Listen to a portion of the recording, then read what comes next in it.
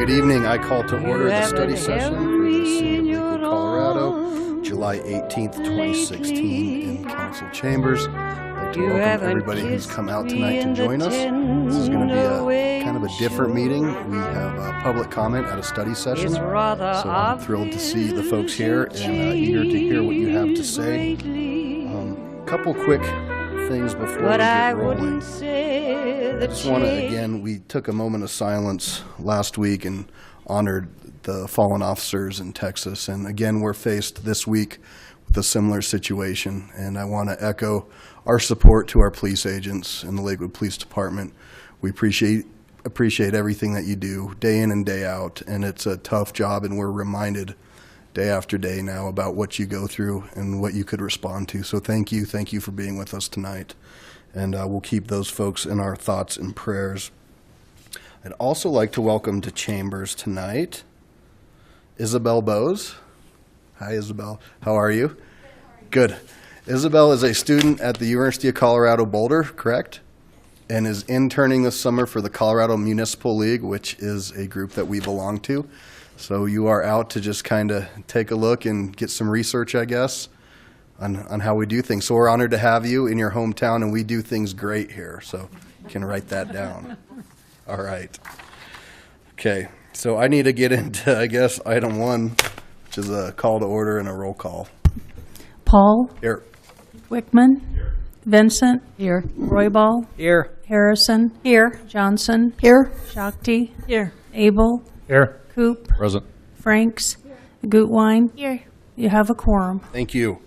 So our first item is the discussion on Tabor, and we're going to do, we don't have any kind of staff presentation. We've had 2 study sessions and some regular meeting opportunities for public comment, but we will follow the regular public comment procedures, which is 3 minutes. If you come up, please state your name and address, and the light will glow green.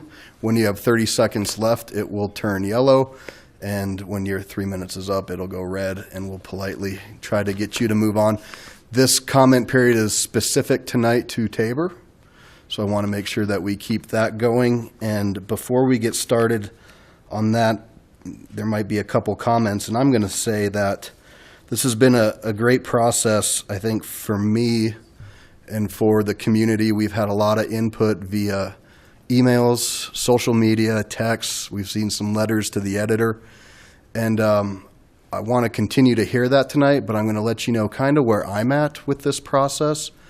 And I think knowing that we do not have our next budget up, we haven't had that discussion, we're looking at different capital needs, I think it's more important that we get through our next budget and take a look at where we're at to better understand the community needs and what those might look like after we potentially spend down some of the reserves or whatever is presented to us. So I'm not going to come out tonight and support us going at this time to the ballot for Tabor, for the Tabor refund.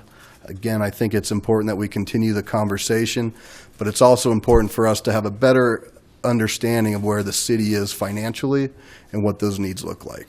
So I wanted to talk about that and see if anybody else would like to speak. Councilor Gutwein?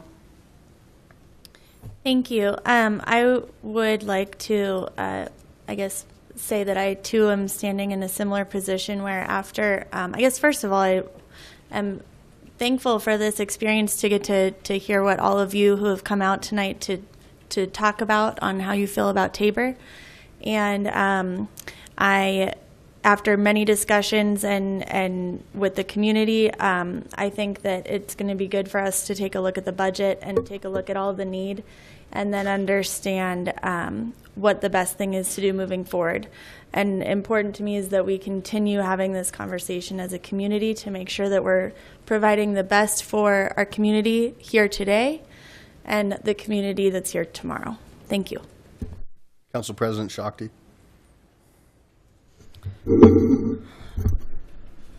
I think that it's important for the community to have this conversation about these revenue and what we want to do with them. But I also think that it's like, I'm not in a big hurry. This isn't just an issue of this year. this is a conversation that affects us in the long term, and it makes sense to think about it, so I'm flexible as to timing. But I think it's important that we keep talking, and it sounds like that's what people are talking about. Councilor Abel? I concur. A bit surprised, but I'm glad to hear that we have more feeling on letting the folks keep their get their money back for this year at least, and I'm pleased about that. Thank you. All right, so I will open public comment, and first up, Mr. Rowland, come on down, sir. I would try to pronounce your last name, but I think I would do a poor job. Right here, sir. Would you like to share with us your last name? It's pronounced Zudiker. The T is silent. Thank you, sir. I just want to share my concerns with regards to the variation in budget and funding that may occur over the next few years. And I would think that it would be in City Council's interest to identify those major areas that need additional funding or might potentially need additional funding, and prioritize those in such a way so that if the revenue comes in at X, we can perform A, B, and C. If the revenue comes in at Y, we only can do A and B. And should be able to tell from the budget process whether or not the Tabor situation is having a major negative impact on our ability to perform our top priority objects. Therefore, in addition to the planning necessary to identify what is needed to be done in priority order, and assessing a priority and projections of what is the probability of different revenue streams, a vote on Tabor might look something like, with a specific sunset date, we might want to suspend Tabor based on our analysis of both needs and revenue for a period of time, and specify projects to be funded from that Tabor assessment savings. Therefore, that would not give the general population, that's me, an idea that City Council is going to run amok, spending money everywhere, because the top priority objects would in fact be identified in whatever ballot initiative was developed. But clearly, and I agree with the councilors, this is not the year to do it, for several reasons, not the least of which time is short. Doing it in a city council election year may or may not be appropriate, depending on the analysis that you do. Therefore, it appears that we are at least 2 years out from any Tabor vote to suspend it or to sunset it, depending on how the idea goes. Therefore, let me again urge you to take the time that we have available to do the analysis both on the revenue side and on the expenditure side, assessing both with probabilities of occurrence and identifying the probability of specific Tabor relief and projecting those to the vote issue that you can put forth. Thank you. Thank you, sir. Ms. Juliana Greco?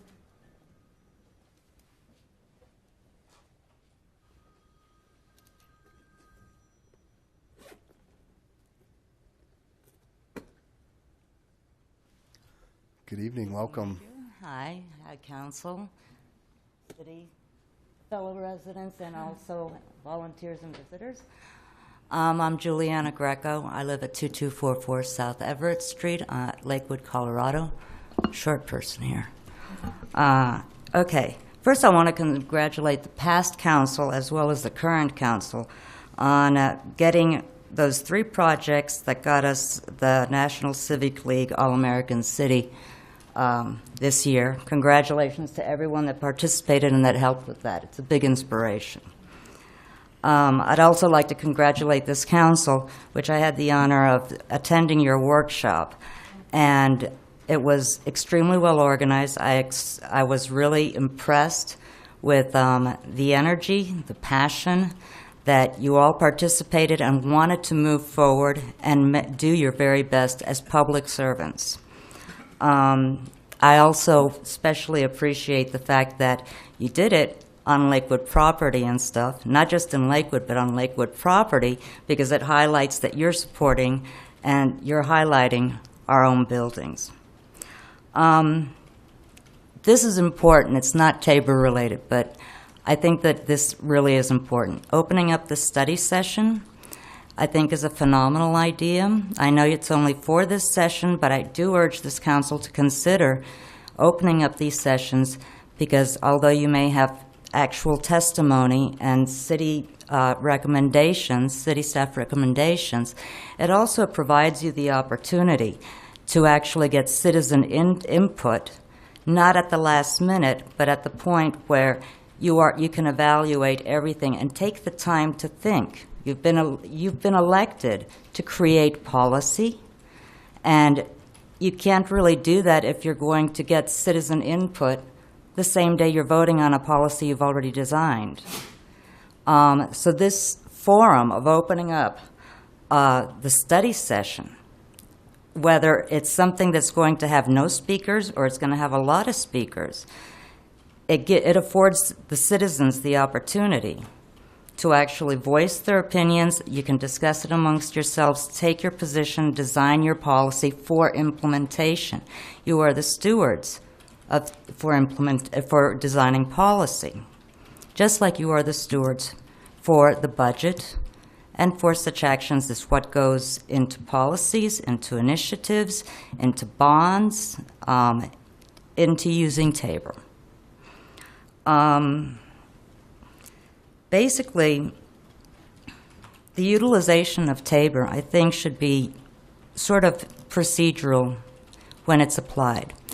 Set out an objective, how much you're going to collect. You have an increasing tax base now with all the developments that are going on, and you can just set the objective, how much you want to collect, how long it's going to collect it, what you're going to use it for, and when it's going to be finished. This is the basic fiduciary responsibility, so I think that it should be focused in a very objective-oriented strategy for deployment by the city staff. Thank you very much for your time. Thank you. All right.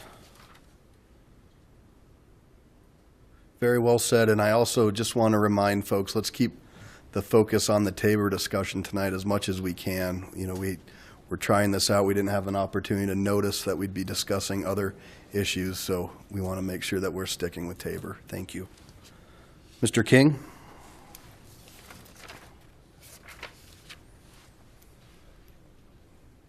Welcome again. Thank you. Yeah. Mr. Mayor, City Council, I'd like to start off. My name's Frank King. I live at 14137 West Warren Drive. I want to repeat what I said last week and add to it. I haven't in the budget seen any compelling reason to de-Tabor at this time. I haven't seen any information on whether the intent is to de-Tabor with a sunset or to de-Tabor completely. I think de-Taboring completely would be a major mistake. Governments, people in governments in general have a tendency to spend the money that comes in. I think a tight budgeting situation like we've had in this city for the past years, again, as I said last week, we haven't lost any services in the city because of good prior planning. And I would hope that the city continues that prior planning. And if you decide to proceed with detabering, have a good, compelling reason for it and set a sunset on it. Thank you. Thank you, sir. Thanks for coming out. So that exhausts the folks who signed up, but please, if you would like to speak, you're more than welcome. Anybody in chambers wish to speak? Come on down.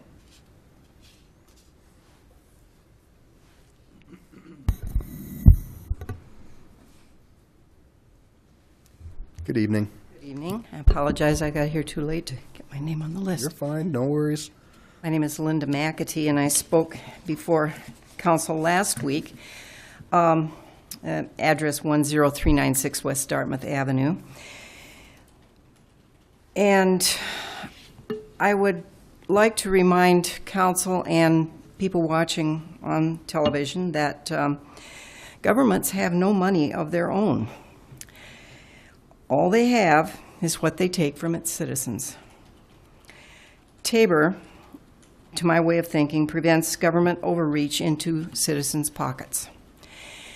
And I would like to present everyone with some questions of where certain monies are within the city right now. For instance, the monies that were allocated to buy the Federal Center site, that was like $25 million. There are monies in reserve. There is extra money that was taken for the stormwater and sewer fees. The city attorney's contract is in the amount of $250,000, and it's a no-bid contract. City employees, the chief judge, and the city manager all received increased salaries, which may or may not be warranted, I don't know. But these are just things that I'd like us to think about. And then the one that draws my attention is the $100,000 per year to local charities. I'm just throwing these ideas out here as something to think about in the Tabor discussion. Thank you. Thank you. Thanks for coming out. Anybody else? Ms. O'Neill?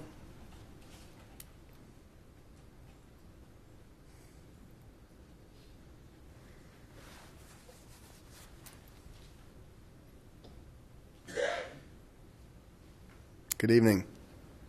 Good evening, Mr. Mayor, members of the council. My name is Phyllis O'Neill, and I live at 12393 West Louisiana Avenue in Lakewood. I don't have a prepared speech. However, with regard to Tabor, I would like to know the exact reason you would like to keep the money. How are you going to use this money? Last week, you indicated that some of the Tabor money would be used for the arts with regard, well, it would be used for police and transportation with regard to the arts. That doesn't appear to me to be a real mandatory, important thing that the council or that the city of Lakewood would need to have. I go to church every Sunday. And every Sunday in the bulletin, there is a request for food and for other items to give to the poor. As far as I'm concerned, I do not feel that you ought to be putting Tabor or detaboring on the ballot. For once in your life, think about it. Think about the people who really need the money. You don't need the money. You have that $25 million in reserve that you wanted to use for the Denver Federal Center. There are other monies that can be used. And so therefore, I do not think, I guess I'm really asking you to think about it.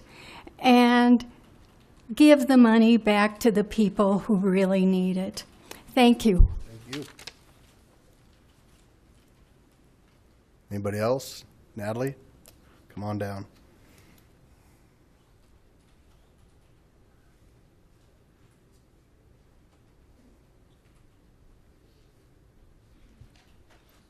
Good evening, Ms. Menton. Good evening. Thank you. My name is Natalie Menton, resident of Ward 5, and I would like to thank the City Council for agreeing not to put this on the ballot this year. I'd like to see it not go on the ballot at all. If everybody was pretty clear on you got a little exclamation point, because I feel very passionate about this issue. Taxpayers' Bill of Rights, I believe, allows government to grow at a sufficient rate, and it's got good controls to keep it in line with the private sector. So I really agree with the Taxpayers' Bill of Rights on all three parts of what it provides. One is voting on tax increases. That brings up a lot of questions, but two is allowing voters a say on vote on debt. And the third part is that control on how much government grows. I think before we had Tabor, government was growing far faster than the private sector. And we do like the word sustainability in Lakewood.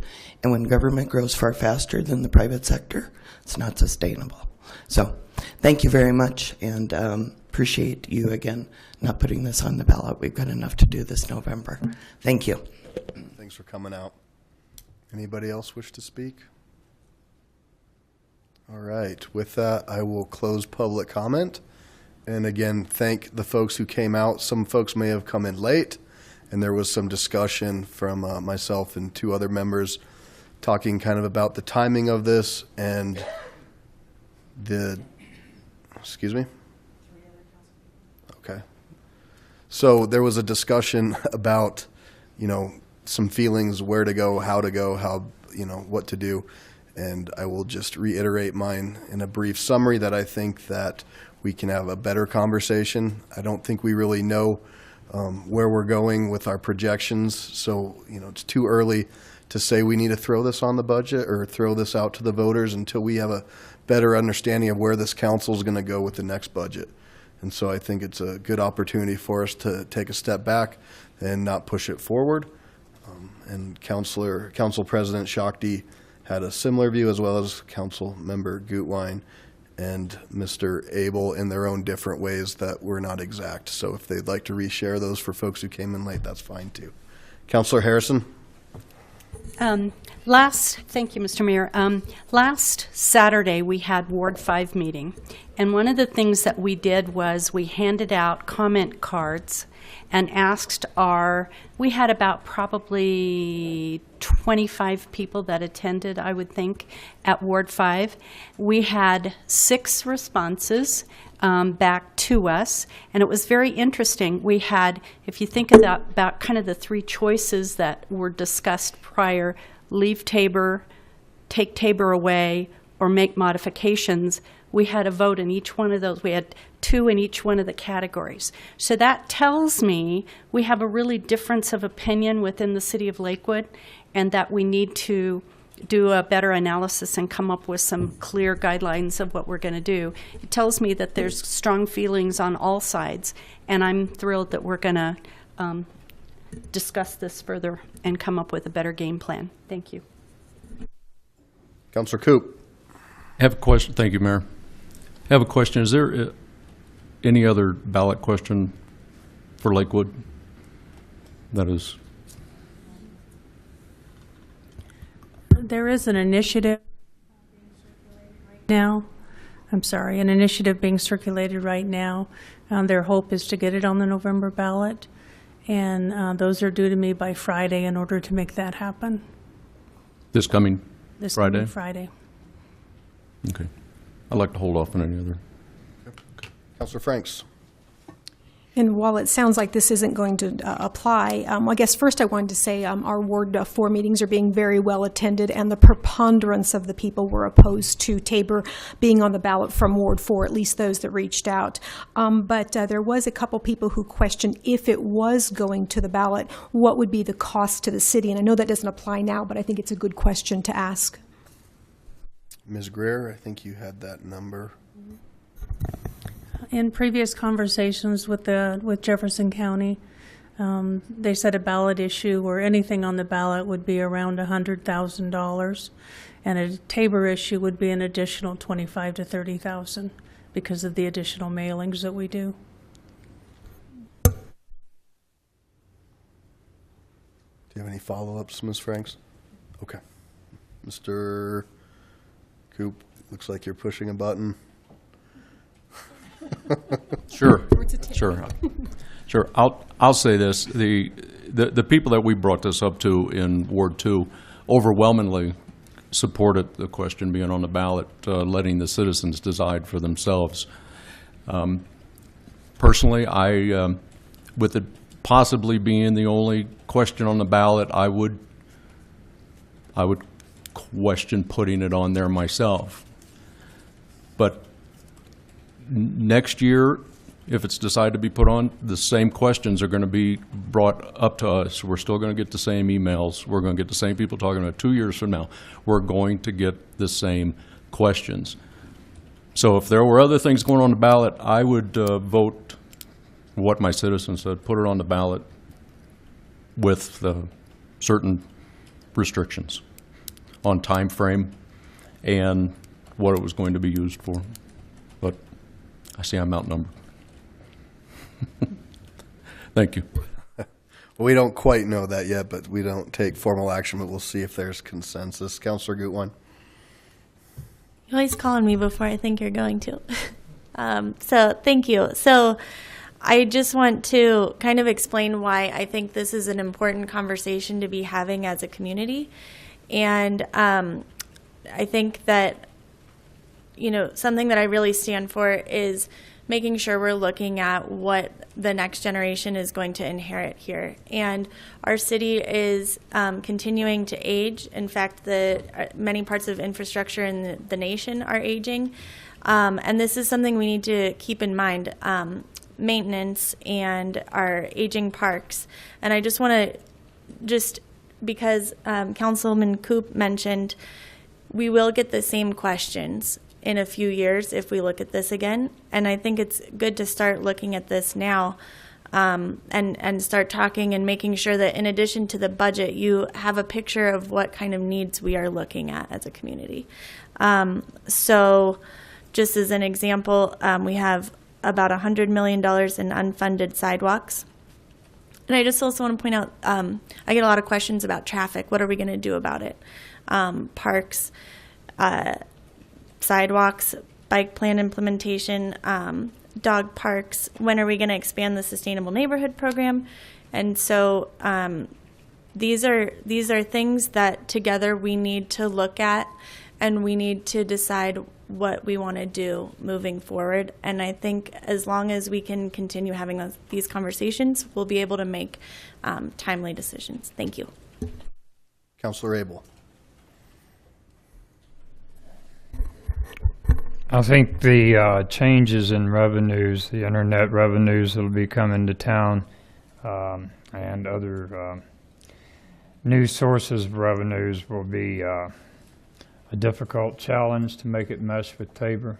And taking a year, I think, is a reasonable way to see how we can absorb those and what their impact really will be.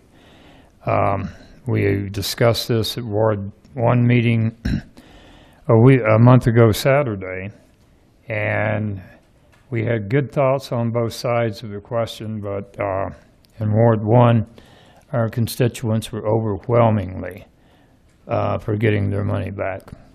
So it is a difficult question, and apparently it varies quite a bit from one side of Wadsworth to the other.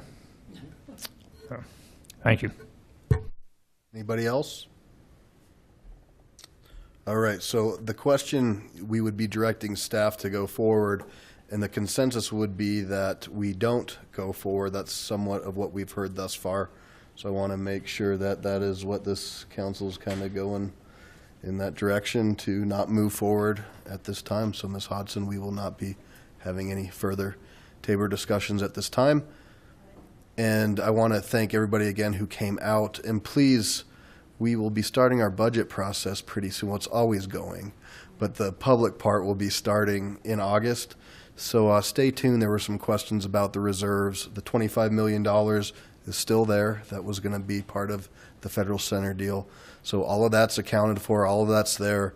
And we'll be starting that process and having a public discussion with 2 public hearings as well for that. So thank you. All right, item number 4 is a presentation, City Council Policies and Procedures, and Deputy City Manager Nanette Nealon will start us off. Good evening. Good evening, Council and Mayor. Glad to be here and kind of get this kicked off for you and shared with you staff's attempt to reorganize your council policies and procedures such that it became more of a policy and procedure document. So I want to go over that tonight and reiterate it's the beginning of the discussion and looking for your guidance. While I wait for the screen to warm up here. Oh, see, ours is on instantly up here. Oh, is it really? There's Panasonic behind you there. At least we don't have with the Mylars that you used to have. Yeah. That is good. What did they call those? Do you remember? Oh, transparency. Yeah, the transparencies on the projectors. Yeah. Well, just give you some background. This has been a work in progress, and if you remember, we discussed it at the council planning session that we would move forward with it, and you were very adamant that we start moving forward and organize it. Your current policies and procedures manual, to the best that we can tell, the last adopted was 2009, 2010 version, and it looks to us that policies and procedures were blended with an orientation manual. So staff has spent the past months looking at that and trying to take out the orientation material and try to pare it down to a council policy. Where was your authority enabled from? And here's the procedures to go forward. And today's attempt is to get your feedback. Do you like the kind of how the document is started out? We looked at some goals and guiding principles as this was being drafted for your consideration. And we looked at it as rules and guidelines document for council action, processes, meetings, and communication and conduct. So when we started looking at that, we thought we were able to start taking out the orientation material. It was a tool to bring consistency and predictability for you on how you're governing yourselves and how you would want to conduct business. And it's a document that is shared and agreed upon by yourselves. It's dynamic. And that, for us, means that it should be discussed and adopted periodically and that it doesn't get stale in any form or fashion. I give a lot of credit. There was a team behind this. I had Angela Klein work with me on this, and she was responsible for like the day-to-day coordination on this. And she was supported by Margie Greer, our city clerk, and from our city attorney's office, Tim Cox and Greg Graham. And lastly, Larry Dorr, our finance director, also supported in some of the efforts in this. And it tells you how much we keep looking at this. Every time we look at the document, we find another little statement. And I'm sure I've already heard some feedback. We're going to have more, and that's good. I hope we made it easy for you to cross-tabulate. But it's assessed the current manual, and we removed the duplicative items that were already stated in the city charter or in the code or in the statutes or resolutions, that this became more kind of showing you where things are cited, giving you the breadth of your policy, and then procedurally how you could work. We separated also, there's some administration regulations that apply to city council, and some were given to you at one point in time and others weren't. We wanted all those in so you knew the governing policies that apply to the Lakewood city as a whole. And so we put those in the appendix. the best way I can do it is we shredded it, and that was kind of our kind of look at it, and we broke it into and the colors coordinate with the slides. What we determined, what staff is recommending, that we thought that you would say no policy is required. You may give us additional feedback on that. Ones that should be new, ones that should be rewritten, ones that should be reformatted, and some of the organizational administration regs were added to it. So it gives you kind of the breadth that we were looking at it from staff as we evaluated it. So we're looking at this as a two-phase approach, tonight being the phase one. It was a draft document provided to you. We're looking for, does the format work for you? Do you agree with the items where no policy is required? And those were deleted. Policies that have been rewritten to reflect updates, and that was staff's attempt, but it's really your document, so there is no dog in this fight. If there's it's to give us feedback, and we'll just be your scribes. And then there's an appendix with administration regulations. What we look at is a phase two that will conclude tonight and hope it becomes the next springboard, is that there'll be, we are aware of the code of conduct. It's council's ad hoc committee that would be incorporated eventually into your policy and procedure. And then from your feedback of the high level, we'll go back and we'll start working on and refining this draft document that has been started. So let me go through phase one, and I kind of outlined it in a memo, but would like to go and talk about those that had no policy required in the process. These were duplicative most of the time to the charter or the code. They were in state statute or there was a resolution. So we tried to eliminate it so we don't have redundancy in documents where one gets changed and another doesn't. So we tried to have things written once. The organizational chart is in the budget manual, and that gets revised on a frequent basis through your budget process, and it just didn't fit neatly in the policy and procedure manual from a staff's perspective, so that's what we wanted to highlight to you. The council manager form of government is a duplication of the city charter. The role of the council member, city council member, we found was more orientation material, and so we deleted all the reflections on that. The role of the city manager was also an orientation subject matter, so that was not incorporated into the policies and procedures. Tips for being an effective representative of the people, that was an orientation item, so we did not incorporate this in this policy and procedure manual. Of course, the city charter was part of it, and we deleted that out of it because your city charter is a stand-in document in itself.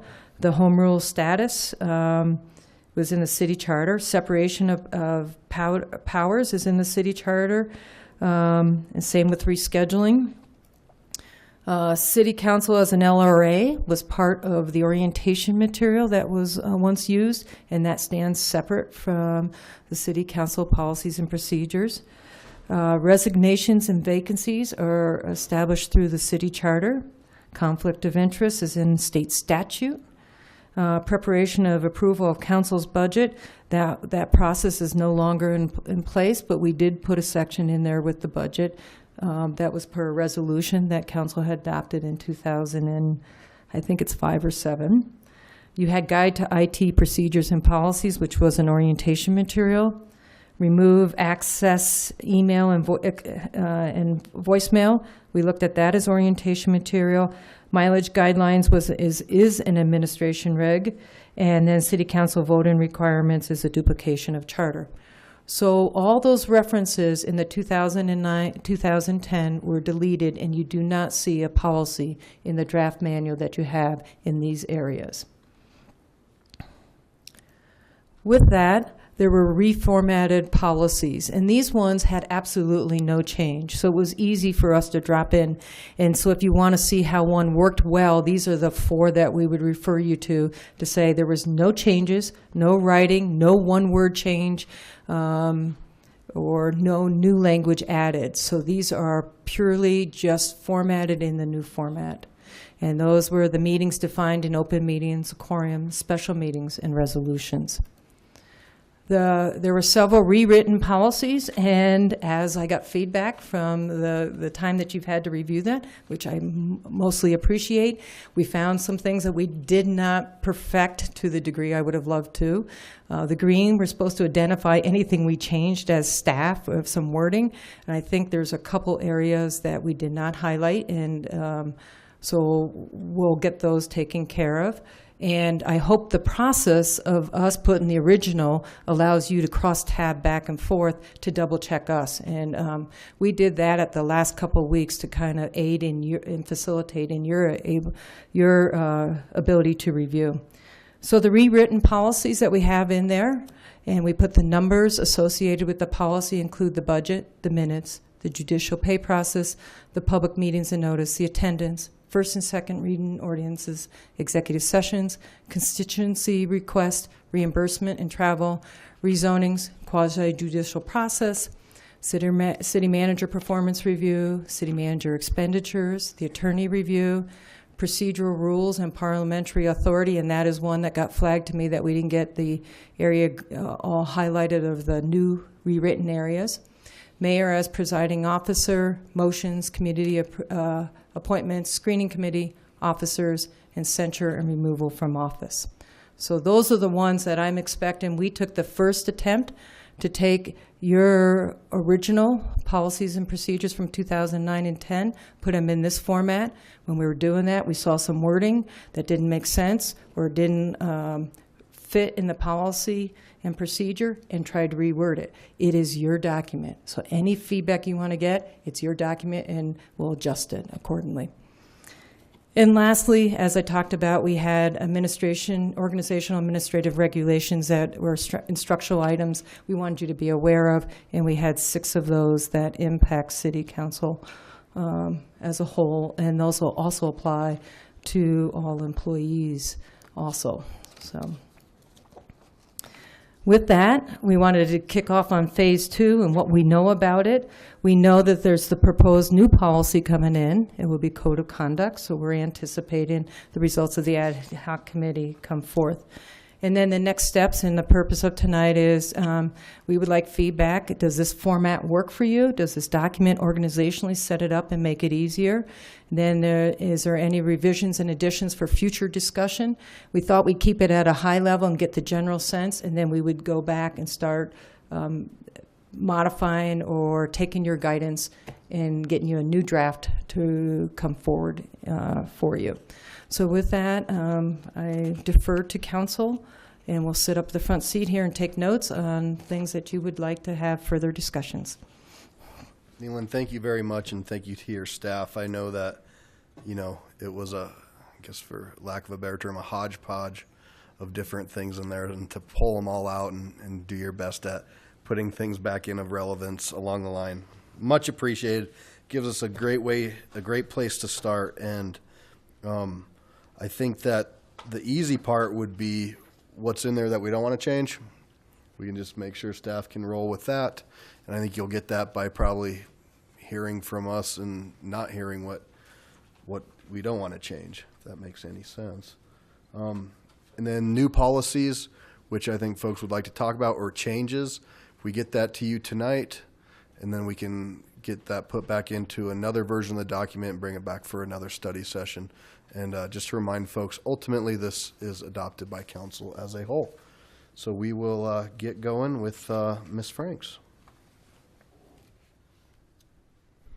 Mayor Paul, I kind of wanted some direction first. Are we going to kind of go through section by section and kind of work them that way, or just kind of holistically? How do we best want to? However you would like to start, and we'll follow your lead. How's that? All right. I'm prepared to go section by section. Okay, So, we'll go section by section. Mr. Abel, is that okay?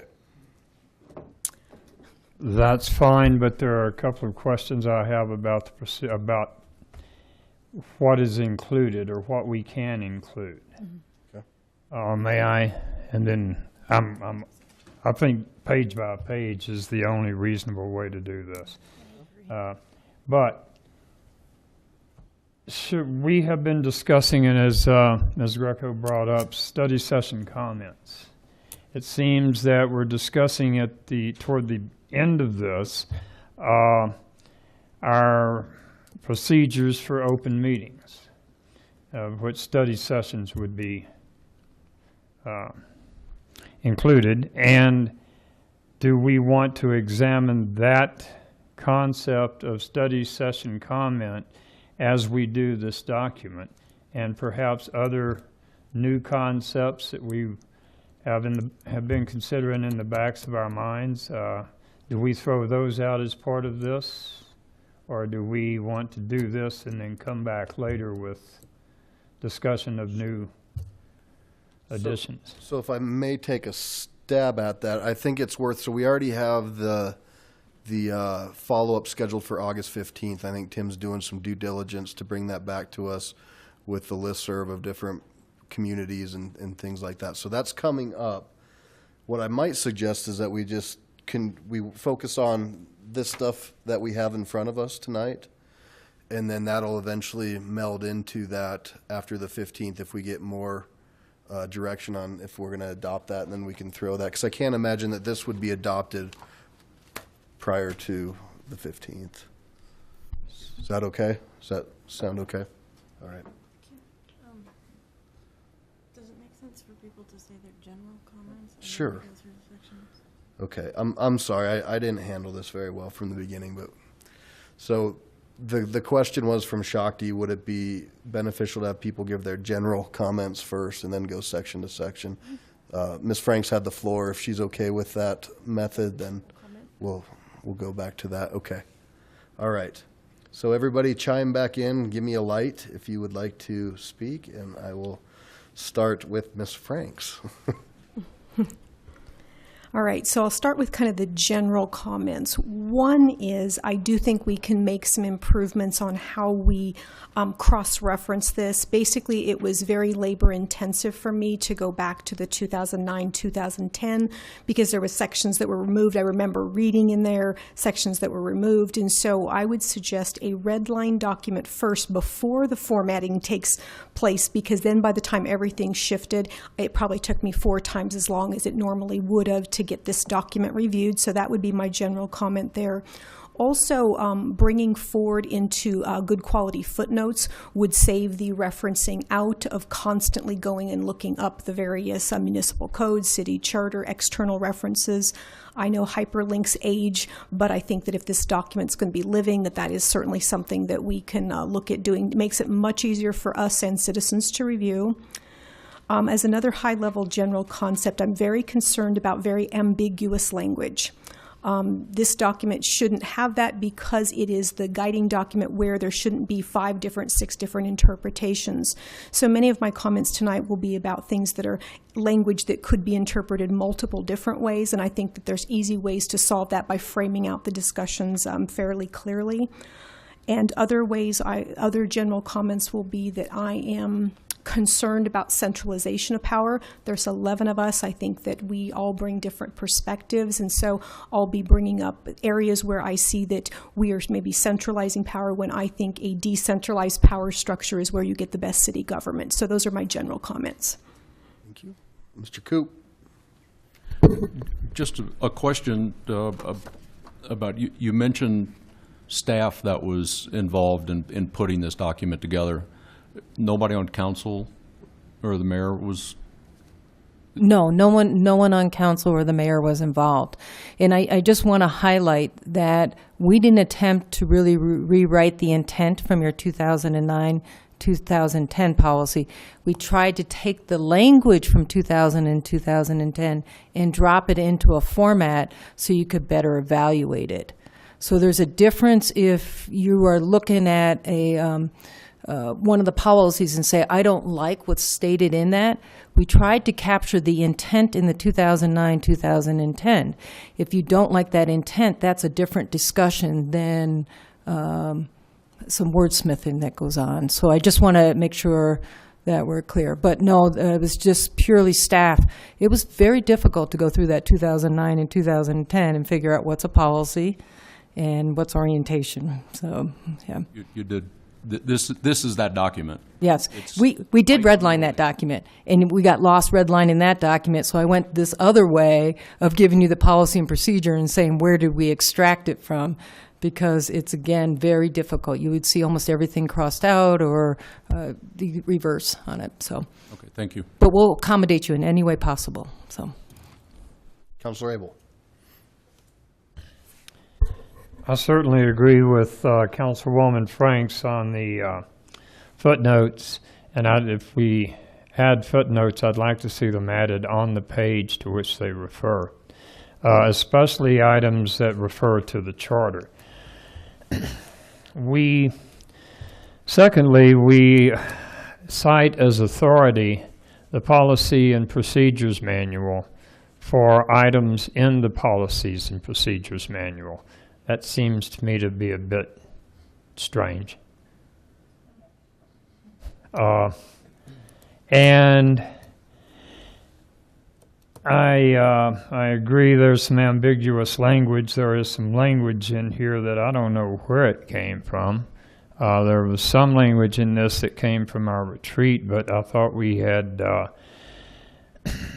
agreed by the consensus that some of that need not be further pursued. And there is a lot of new language that does, as Ms. Franks pointed out, establish a centralization of power,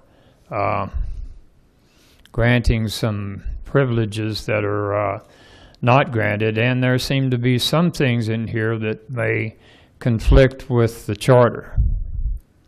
We'll get to that as we go through page by page, but those are my main concerns. Do you want to talk to any of that, Ms. Nealon? I thought maybe you had a response. I think the only clarification when we talk about footnotes, I think what I'm hearing is the hyperlink, that if you refer to the charter, you'd like to be able to click on that and the section in the charter would come up. Is that what I'm understanding? Is that correct? And is that different than the footnotes? I would like to see a final product that is hard copy like this, so if you click on a hyperlink, you don't get anything. I would like to see the footnote below the entry, as it is in a history book, say. Especially, and I would like to see them on the same page as opposed to a section in the back with the footnote references. I just think it's a lot easier to see, but in digital copies, a hyperlink would work great. Okay, thank you. Councilor Shakti, then Vincent, then Wickman. I was just going to say that I liked the way it was presented with the different colors meaning different things and the comments. Councilor Vincent, Wickman, and then Mayor Pro Tem Johnson. Okay. I may be looking at this perhaps a little differently from a policy and procedure viewpoint. To me, and I've written over 50 of them, you take a policy as a policy and your city charter is a city charter, and those are separate documents. I'm not used to a format where you would hyperlink, so I guess my comments will rather be addressed to that piece part. The only thing I've ever seen in a policy and procedure manual, and I have done them for government work too, is a policy, if there's additional things, will be referred to in another policy. For instance, policy 4.1, please see policy for more procedural information. So I guess that's all I wanted to state, and maybe I'm just looking at it differently, but to me, they are separate pieces of information. So, and I commend your work on this because I read the other pieces that we had to deal with, and how you even pulled out succinct pieces of information is something well done. Councilor Wickman. Trying to get a grip on this idea of connecting the various other documents. I went through the original policies and procedures, and there were several items that I couldn't find somewhere else. And it might be a matter of, like you say, it's linked somewhere else. And so I'm going to ask you at some point, where is the answer to those half a dozen questions? I follow what you're saying, and I think some of that's that orientation manual, some of the things that we pulled out, I suspect. I'm not sure I can come up with all answers today. So at a high level, if you can identify the high ones, and we'll start getting to a more granular level if that meets your needs, that would be good for us. What I did is identify the section number in the old group. Okay. And just give a paraphrase of what it's about. And so I can share that with you either now or later this evening. Do you want me to do that now? I think it's your. Yeah, let's get through just these comments, Counselor, and then we'll go page by page. I'm saying it's not on a page. That's why I brought it up separately. So let's finish up these, and then we'll get back to that. Is that acceptable? Thank you. Mayor Pro Tem Johnson. Thank you, Mayor. I appreciate your comments, Councilman Barb. I agree. There is ambiguous language that I think is going to get us in trouble down the road. We need to look at it and figure out what we need to do there. Also, their centralization of power is a concern for me as well. I'd like to see us go through this page by page, basically. It did take a long time to cross-reference the old policies and procedures in this one, and then to look at the charter. That's why I'm here. I'm not complaining, but it was important to do it, but it did take quite a while. And also, this document is really a guiding document for us, as I see it, in some ways as important as the charter. And I don't want to see us stay here till 2 in the morning. I think there's going to be a lot of discussion. And if we don't get through it by 10, I'd like to see us table it and have maybe this discussion for a study session and a standalone, because it's too important to rush through in one night. Thank you. Councilor Abel? Just a clarification, Councilwoman Vincent. On the page 4, General 01, the first policy 1.1, it refers to Robert's Rules of Order. There is a code entry 202.020B that discusses our use of Robert's Rules of Order. So that sort of thing, I think, is a very handy reference, much like as we cite for the first item, Lakewood Home Rule Charter, Section 2.3. And I would like to see a synopsis of the language, if not the exact language, with each of those footnotes, so we'll know the context with which these things were adopted and by what manner. Okay. Thank you. Thank you.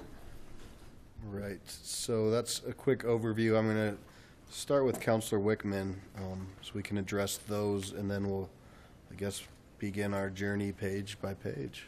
All right, I'll give you this section citation. One just quick second. Ms. Hodson, did you have something to add? Can I interject just for a moment? I'm thinking about all these comments and how, and appreciate the value of time spent that you all have spent on this, and also the amount of time going through all this detail. I wonder if it makes sense to have people express what their additions, changes, questions, modifications might be. Submit those so everyone can understand each other's.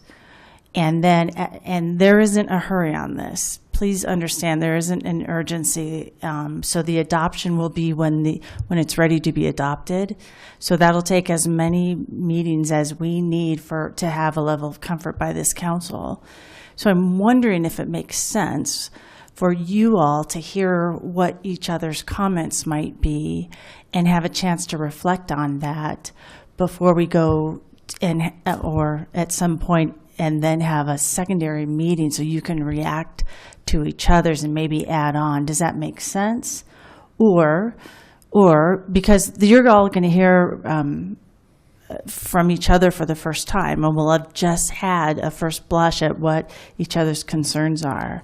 So we can talk about different ways to format this. There isn't a prescribed finish today that means that the next meeting has to look like this. So I want to make sure people realize we do have the gift of time here, and when you're ready, then we'll go for the adoption by you. Okay. Thank you. Mr. Wickman? Assuming I haven't misread it wrong, section 14.8 in the old group, it's called urban renewal districts, and they must have a vote of the people. So my question is, what are our rules involved on that? I'm not expecting an answer right back. I'm just telling you. But that's, so I want to make sure as we go through that, that was one that we identified is not embodied in the policies and procedures. It was what we saw as orientation material, and so we purged it out for your new document. We did not include that. Now, if you say it shouldn't come out, that's okay. Tell us to put it back in. But that's why you don't see it in the newly revised edition. Well, I guess maybe we need a grip on what's orientation for whatever. Again, I'm coming from a citizen's perspective. You get on the internet, Yeah. you want to know whatever. Yeah. And of course, is a rule binding? Like I say, this particular rule is important, and I don't want to see it lost. Now, if it has its weight and force somewhere else, tell me where that is and let everybody else know where that is. We're fine. My concern is, did it somehow get lost? That's my question. That's fair. That's great. Okay, section 14.3 was rules involving the sale of city property. Okay, section 13.3 was a bit about initiatives. It said that if the citizens put an initiative on the ballot, council could not reverse it for at least 6 months. I don't know how you paraphrase that. Section 2.15A, it said that all meetings need to be held in the city. And of course, that was quite an issue there for us for a while. And then finally, there was section 9.3 referred to ward advisory committees. And again, it's not necessarily binding, but it's something that's always been out there. I'm kind of wondering, are we dropping it, whatever. So that's my question marks is, those things used to be rules or whatever, and I'm just kind of wondering where they're at now. To go back to page 13, that is in the City of Lakewood Charter. So it's embodied in the charter document. Which one, all of these? Yes, all those. Every last one of them's in the charter. Okay, and I'm not going to argue with you, but I guess if that's the case, at some point, could somebody write down what section of the charter that is, what the language is, so even somebody slow like me could see it there. I don't want to rely upon anybody's verbal assurance. No, I follow you, but I go back to the heading of that, and that's kind of the problem that we've had at staff is they blended the charter, they put the charter in the 2009 and 2010 manual, they put orientation materials, and they put policies and procedures. This one is the charter that you're referring to right now. If you go back, you can see the heading in the 2009 manual. That says the charter right there. And then all those sections, if you see the table of contents right after that, those sections that you were reading were from the charter. So what we said on this is let the charter stand on its own. Don't blend it in with the policies and procedures. So I don't know how you would best like me to handle that, is just give you the... You got the charter, just highlight those answers. This whole area. Okay, I can do that. No problem. I will do that. Okay. Mr. Cox? Yeah, if I could just take a moment to, in listening to this process, it really helps to think about what it should look like and what it should be. And I think what we had in that binder from 2009, 2010 was sort of a how to be a city council member book with lots of stuff that is not policy. To me, there are three ways to go about it. You could say anything that's law from somewhere else, whether it's state statute or the charter, it's already out there, it's not policy, leave it out, don't mix them up. That's one option. Second option is entirely the opposite end. You are guided, we are all guided by different sources of law, including the charter, including state law. And it's hard to have policies regarding conduct at meetings if you don't include things from the charter that address that topic. You sort of have a disjointed manual. And the third option is somewhere in the middle, where you try to have a book of rules that you can refer to in a useful manner that references the charter when the charter is appropriate, that references state law when that's appropriate. At one time, a little late in the process, in the city attorney's office, we played around with the format a little bit more and thought about a sort of a notes box, like a sidebar in a newspaper. If you're reading an article, and then I'm looking at Councilor Abel as I say that, you're reading an article and there's a related topic, you might see a little sidebar with some statistics or something in it. We thought about, well, if there's something else to be said about this policy, how it relates to the charter. If it references the charter, you can have a footnote that says section whatever of the charter, see that. See this other section of the policy manual, because that's where you'll find more information, which I heard somebody say earlier.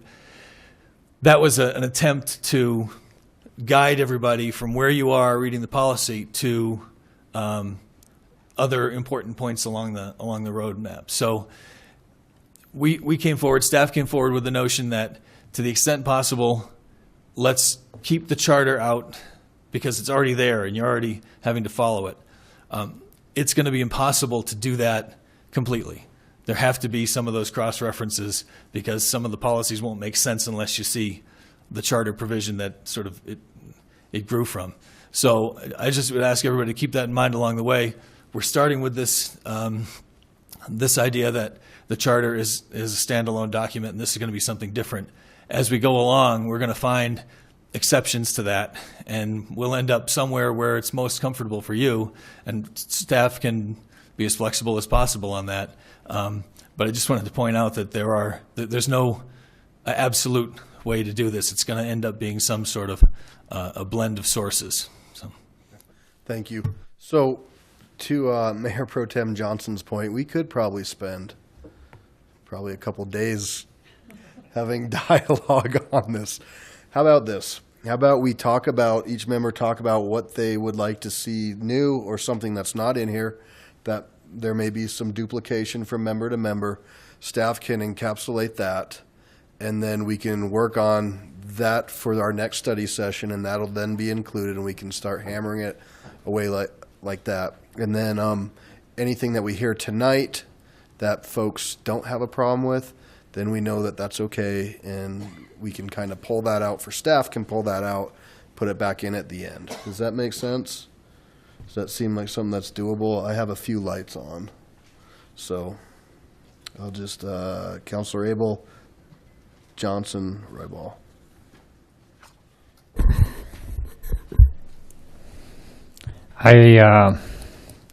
I think there are too many things that need to be cast out of the document to let it go tonight with only the new things that should go in. I think we should just start addressing it page by page, as you said, and if we get through page 21 and decide that's enough for tonight, then that's enough for tonight. But I think we need to address it in an orderly fashion. Mayor Pro Tem Johnson. Thank you. Actually, Councilman Abel took the thunder out of what I was going to say. I agree. I'd like to see us, with all due respect, to just take it page by page, and we can all weigh in on things that we see. And once we clear the deck on that, turn the page and see where we are, and just get as far as we can by maybe 10 o'clock. I don't see us finishing this tonight. Okay, thank you. Councilor Roybal. All I got to say is ditto. Okay. So. All right. Well, and that's fine. I mean, we will definitely start to do that. My one question, though, is we're still going to have a lot of different things because members may not agree with other members, and we're not going to have that vote tonight.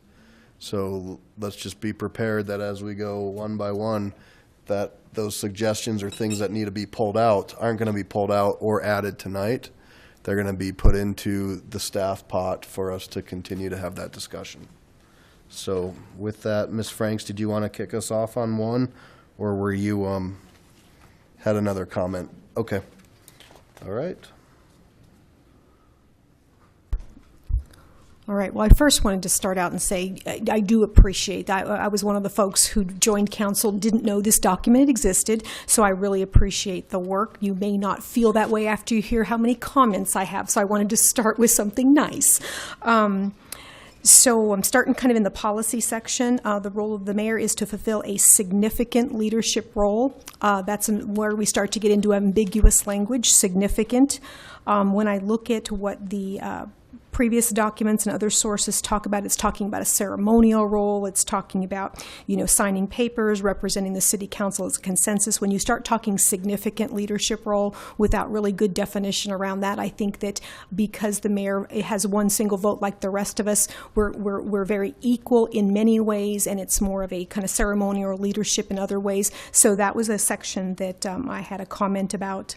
Also, when we get into places like in the procedure, when it says the mayor presides over all meetings, well, it's not committee meetings. There's other meetings where, so again, when you start to use these words like all and none, I would just do keyword searches for those. Those are ones where they generally aren't always true. And so here we have in the next part of that sentence is that, and meetings are generally held in accordance with Robert's Rule of Order. Again, generally leaves it to this very ambiguous. So again, you'll just find, and I won't go through every one of those, but you'll find the word significant again. You'll find things like the word cohesion, where the mayor is the chairman of the city council responsible for ensuring cohesion, which means forming a united whole.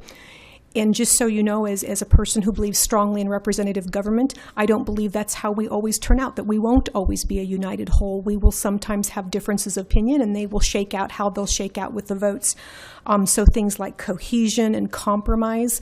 I'm here to represent Ward 4 and the city as a whole, and so I may not always be able to abide by those, so I don't want to adopt an ordinance which talks that says I need to compromise when I feel like I might be compromising either my own personal integrity or things like that. And the last couple ones are where the mayor assigns the committee responsibilities to city council members and approves travel. I would like to suggest that we do the committee assignments kind of in our annual retreat. And get them more evenly balanced across council members, and then find a mechanism for finding some kind of an equitable distribution. We have heavy peaks and valleys with our current assignments, and so I think that there's three key things there. At the annual retreat, that we all work together to find out that we have some mechanism for when we don't agree, and we evenly balance those out. So those are my comments for page or section policy 1.1. Thank you. I appreciate it. So I want to highlight the distinction. Staff did not take an attempt to change any words. So the words that were being highlighted, I respect that as a council, as a body, you may want to change them. We didn't think it's staff's prerogative to change them. So we took the words from the old policy and utilized them in this policy. So I think that's what the benefit of this document is for you to get those clarity and words and amongst yourselves decide what's the best words you would like to use. So thank you. I appreciate that. And some of them I couldn't find in that document, and it's a large document, but I did try to cross-reference those and couldn't find some of those. Some of that looked like new language. But again, we're not here to quibble. It's just kind of but it helps get intent, and it helps you as a body decide what's best for you, is the way I look at it. So thank you. Councilor Coop.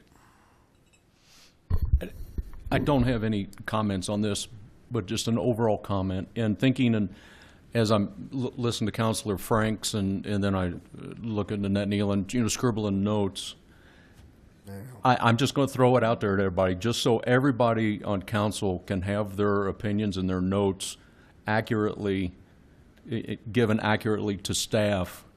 Is this something that we do in an email? Is that something that we write up and send to staff, so that way they have your words, without a dictation thing going on? Because I want to hear everybody's, and that way we can see everybody's thoughts. I'm just throwing it out there. Yeah, no, I appreciate that. This is interesting. We're wordsmithing. We could have 11 different versions of what people want to use for a word. So, Mr. Cox, you wanted to weigh in? Just very briefly, to go back to what Nanette said at the outset, is I certainly appreciate that you all have this in front of you, you've read it, and you thought about it, and You have particular comments on particular words in particular sections. Really, the intent for staff at this session was to give you the package and say, what do you think of how this is structured? Would you rather see it in some different format? Do you like that idea of a notes box? Do you like having the footnotes hyperlinked? Is there another way to approach this project? And the sort of general comments about ambiguous language, very helpful as we go forward. So rather than, it really wasn't ready for the line-by-line analysis. This took staff an awfully long time to sort of piece together into a new structure, and we're saying, before we glue it, do you like the way it's put together, or should we move the pieces around into something different? Is there an easier way to read it? We've heard some suggestions about that. So it's obviously council's prerogative to go line by line. Another option is to send suggestions to staff that can be brought back and highlighted at the next session. That said, we prefer to have the discussion on the record so that there's no concerns about things happening off the record. But certainly to the extent you say, I've got some suggestions along the lines of X, and I'll send them to you in my proposed language, then they can be integrated and brought back to see if they match your goals. So there may be other ways to attack this, but I did just want to say that the original intent was to look at the packaging as much as anything, and then dive into the language as we go farther along. I think it's a more efficient way to get through, because there certainly are changes needed in the language today, and that would happen along the way, and we might not have to talk about them if they're happening naturally. But we'll do it whatever works best for all of you.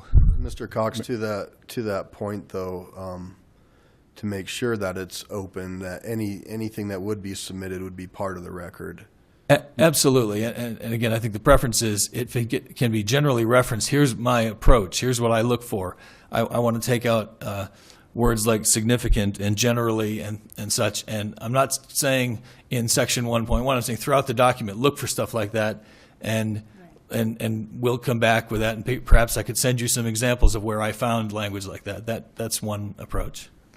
So, Councilor Abel, Mayor, I follow. I just wanted everybody to be clear. I didn't want these suggestions to go to staff and then they pick how it was going to be fixed. I wanted to see everybody's response to what situation they thought. So it was just the idea that they would collect it, organize it. Here's what everybody said about this section. I just want to make that clear. Okay, thank you. I can make one other suggestion. I think hearing some of the feedback today is good for everybody to hear kind of what the general understanding and how you would like to see things change. And then when you get to specific, if you could follow up with an email, that would work great for us. We would compile it and come back. We're going to identify for you that there's difference of opinions between you, and our recommendation is that you have a discussion on it and tell us how you want to incorporate it. You may ask us to go out and find other examples for you so you can have those for consideration. We can identify some of that. So I don't mind some of this discussion because it gives me where you're coming from, and I can say those are wordsmith ones, and we'll capture those. Those are bigger policy discussions that you need to have between yourselves. And that would be great. We didn't want to change words, and we did accidentally. We didn't do it purposefully. So those words have meaning to you, and when we hear that, that's helpful for us. Then we can go back and edit, and you know it came from you. It did not come from us to you. So We'll go Councilor Abel, Harrison, Johnson, and there's Frank Scootwine. I had some general some comments on page 4. However, if we send staff emails, each of us, of what we want to see on page 4, and then they compile those and put them on page 4 is going to be 15 pages long. So I don't see how that would work. I would think that there's some words, and we would identify, we'll not use significant because it doesn't have a common definition between everybody's, the bubble above each of your head. But if there is distinct policy direction, we would identify you got multiple policy directions that you're trying to contain in one policy here. And here's the kind of, we would highlight, here's the dialogue that we suggest that you have amongst yourselves at council. and not redline this whole thing up. Is that a fair thing to highlight for like policy 1.1? And I would suggest that we have already spent a lot of time making our own notes on here, and that to have us spend more email time might be more time than should be spent. I think staff should take down our suggestions and comments, and we'll see what kind of consensus we reach on wording. But that's my thought. But may I proceed with page 4 comments, or do we not even want to do that now? You know, we'll just keep going with it. Okay, thank you. I don't have a better way. The new language. And under procedure, second sentence, the mayor presides over all meetings, and the new language is, and meetings are generally held in accordance with Robert's Rules of Order parliamentary procedure, giving some discretion and flexibility to the chair, the mayor. I believe that the words discretion and flexibility need to come out of there. I believe the sentence should read, the mayor presides over all meetings, and meetings are held in accordance with Robert's Rules of Order parliamentary procedure. And then we can reference the enabling ordinance, I believe it's chapter 202.2020B, in which we say that we will continue with Robert's Rules of Order, including all revisions thereof. I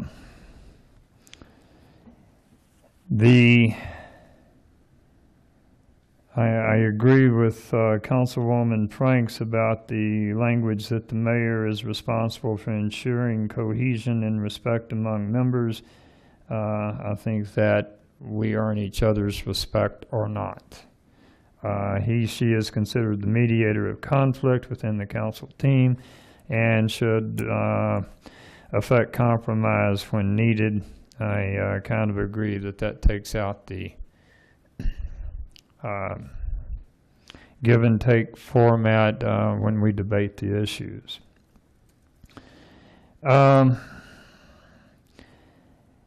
I think also that Ms. Franks has a very good suggestion in that the charter says council can appoint members to committees in any fashion they so choose. I guess through policies and procedures, previous councils have chosen to give that power to the mayor. It winds up in committees that are skewed toward folks that favor the mayor's point of view. Not necessarily this mayor, but it could be future mayors. This manual, we need to look at it not just as a guide for us, but those who follow us until they decide that we got it wrong and they change it again.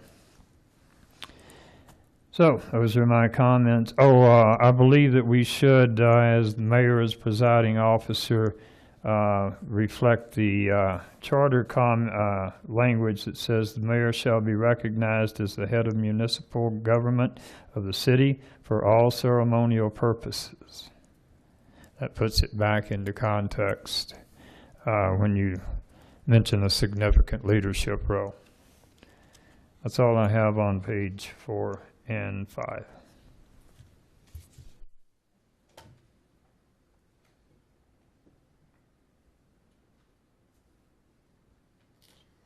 Okay, so, and I'll just clarify on the green, the giving some discretion and flexibility to the chair. I think that notes back to Robert's Rules, which allows that discretion and flexibility to the chair. But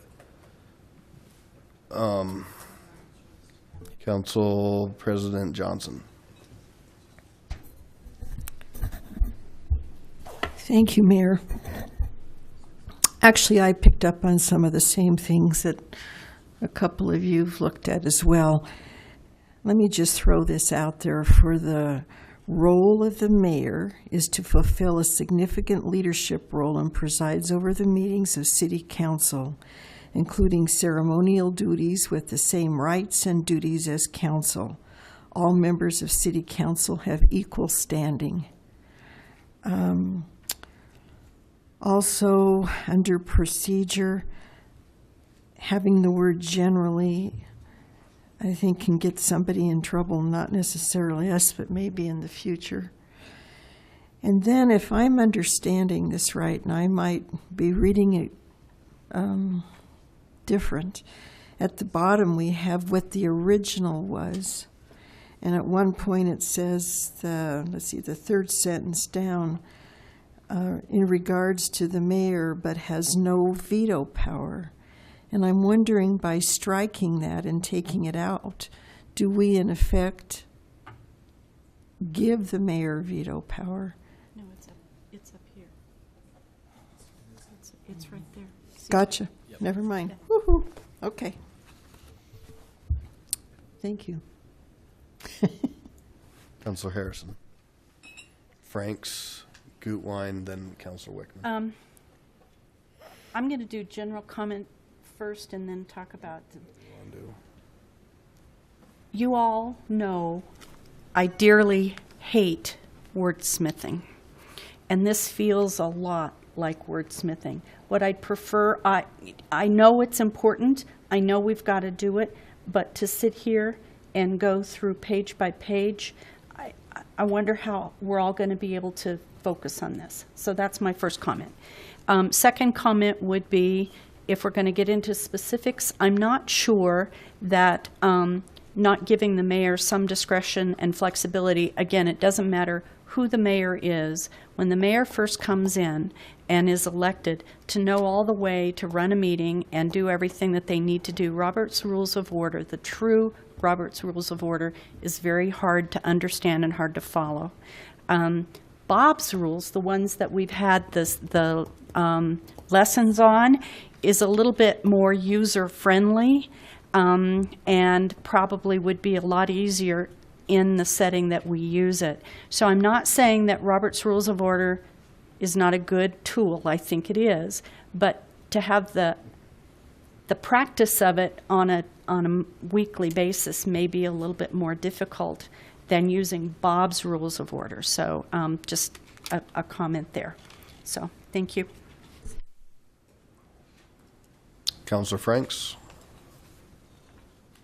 My only comment was about the wordsmithing. There's a difference to me between picking between two synonyms, if you will, and taking out unambiguous language that I think can later trip up a city councilor who may interpret it one way and their co-councilor interprets it a different way. So I do agree that we don't want to get into wordsmithing every word, but ambiguous wording is for me an absolute transgression here. We have to get that out of there. That ambiguous language has really caused a lot of problems for folks. And so I think that's the difference between wordsmithing and actually removing language that could later trip folks up.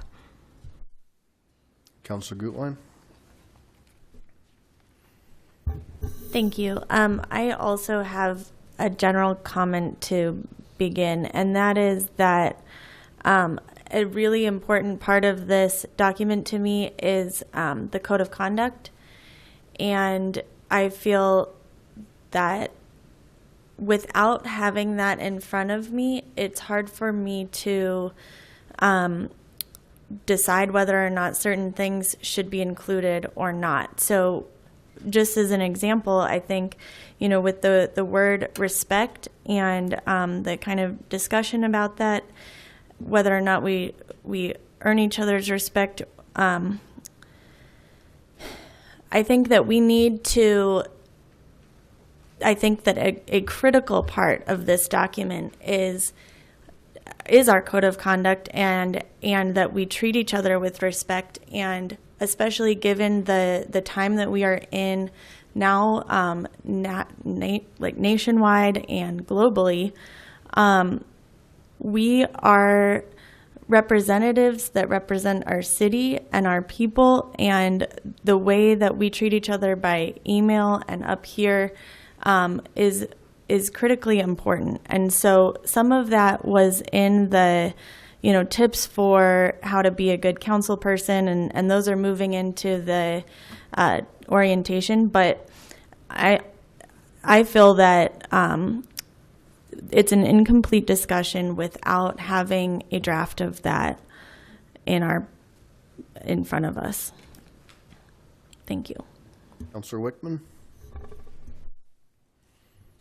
Okay, I agree, I think, with everything that Charlie and Barb was saying, and so I guess I would just emphasize the important points to me was the study session. We've been talking about that. The committee assignments, I think, should be by council rather than by the mayor. And then two specifics. On page 17, it says that the mayor will be part of the, or participate in the screening committee. And from my previous experience with the previous mayor being at the screening committee meetings of the Planning Commission, I thought that was counterproductive, so I have an issue with that. And then finally, on page 27, executive session, it uses, I think the language says, whenever possible to do the things we're supposed to do. And I would just take out the whenever possible and just say we're supposed to do what we're supposed to do that's listed. So those are my 4 comments. Councillor Wickman, for clarification on page 17, the mayor and a council member should be excluded from attending those? Well, I don't mind, attending the bit about participating in the discussion. And I guess I don't care quite so much about the other council person. It's just the mayor has this undue influence. And that was what I saw in the past, and I'd hate to see that happen again. Okay. Councillor Abel? I love wordsmithing. But a lot of what we're discussing here is not simply wordsmithing. It is changing the context in which messages are delivered. And I certainly think that's open for discussion tonight.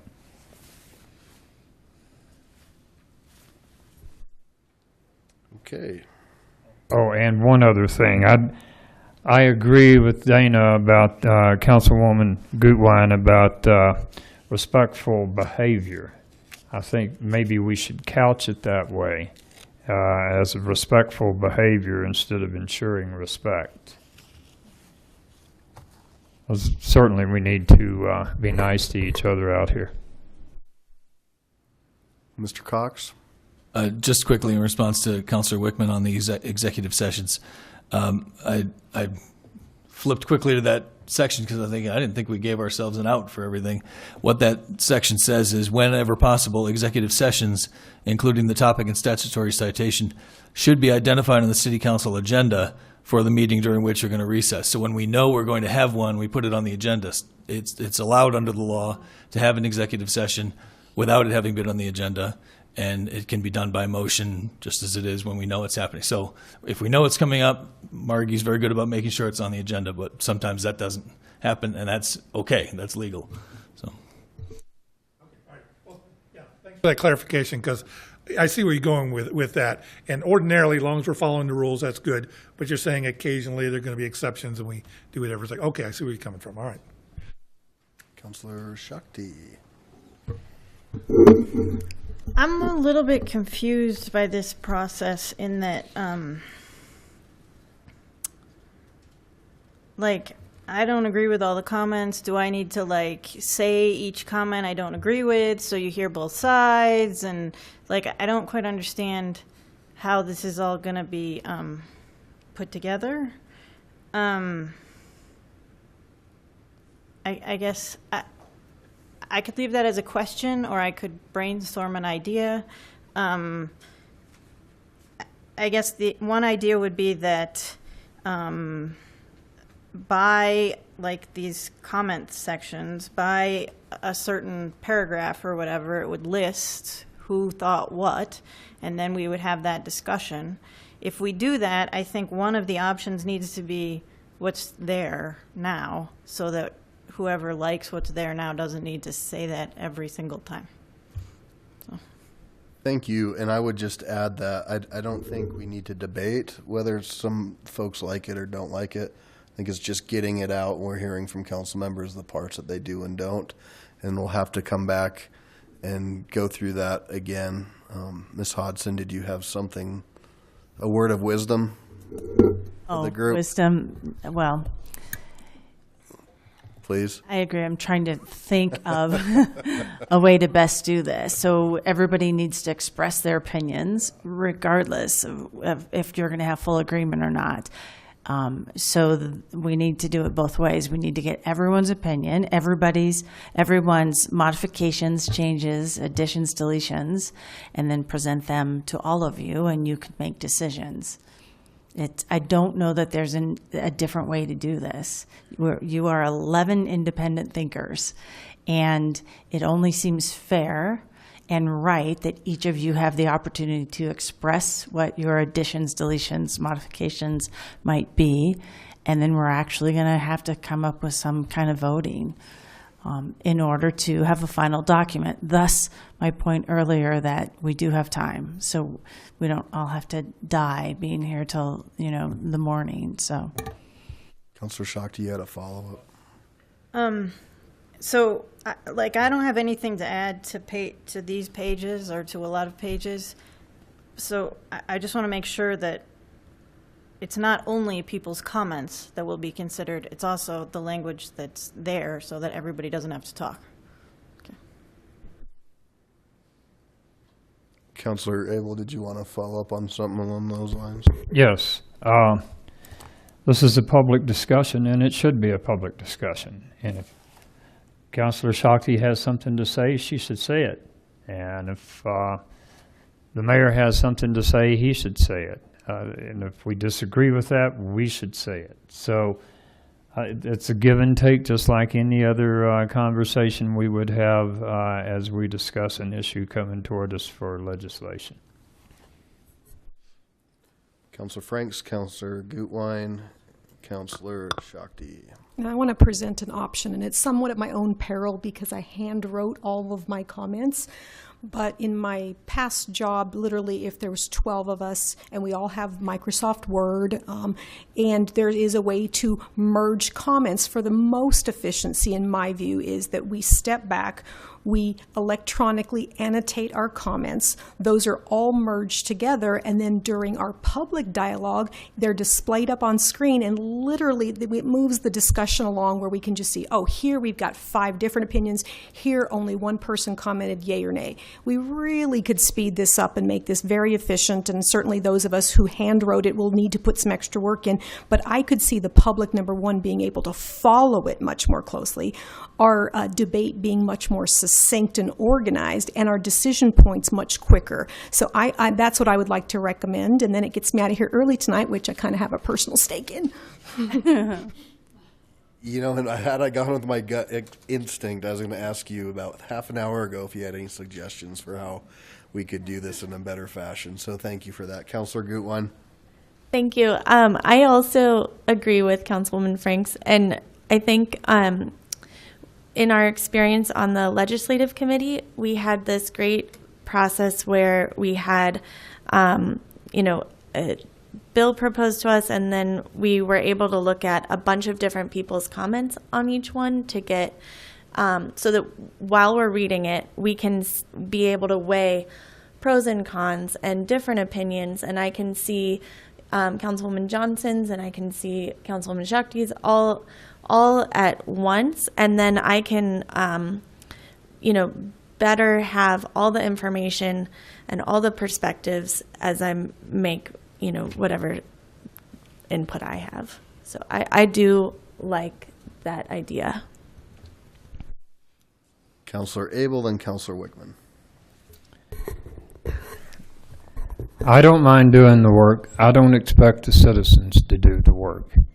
I think it is much easier for folks who follow this discussion to hear it and to hear all our points than to get some digital document later. And not all the people that are watching us tonight, I'm sure, participate in digital documents, or have access to them.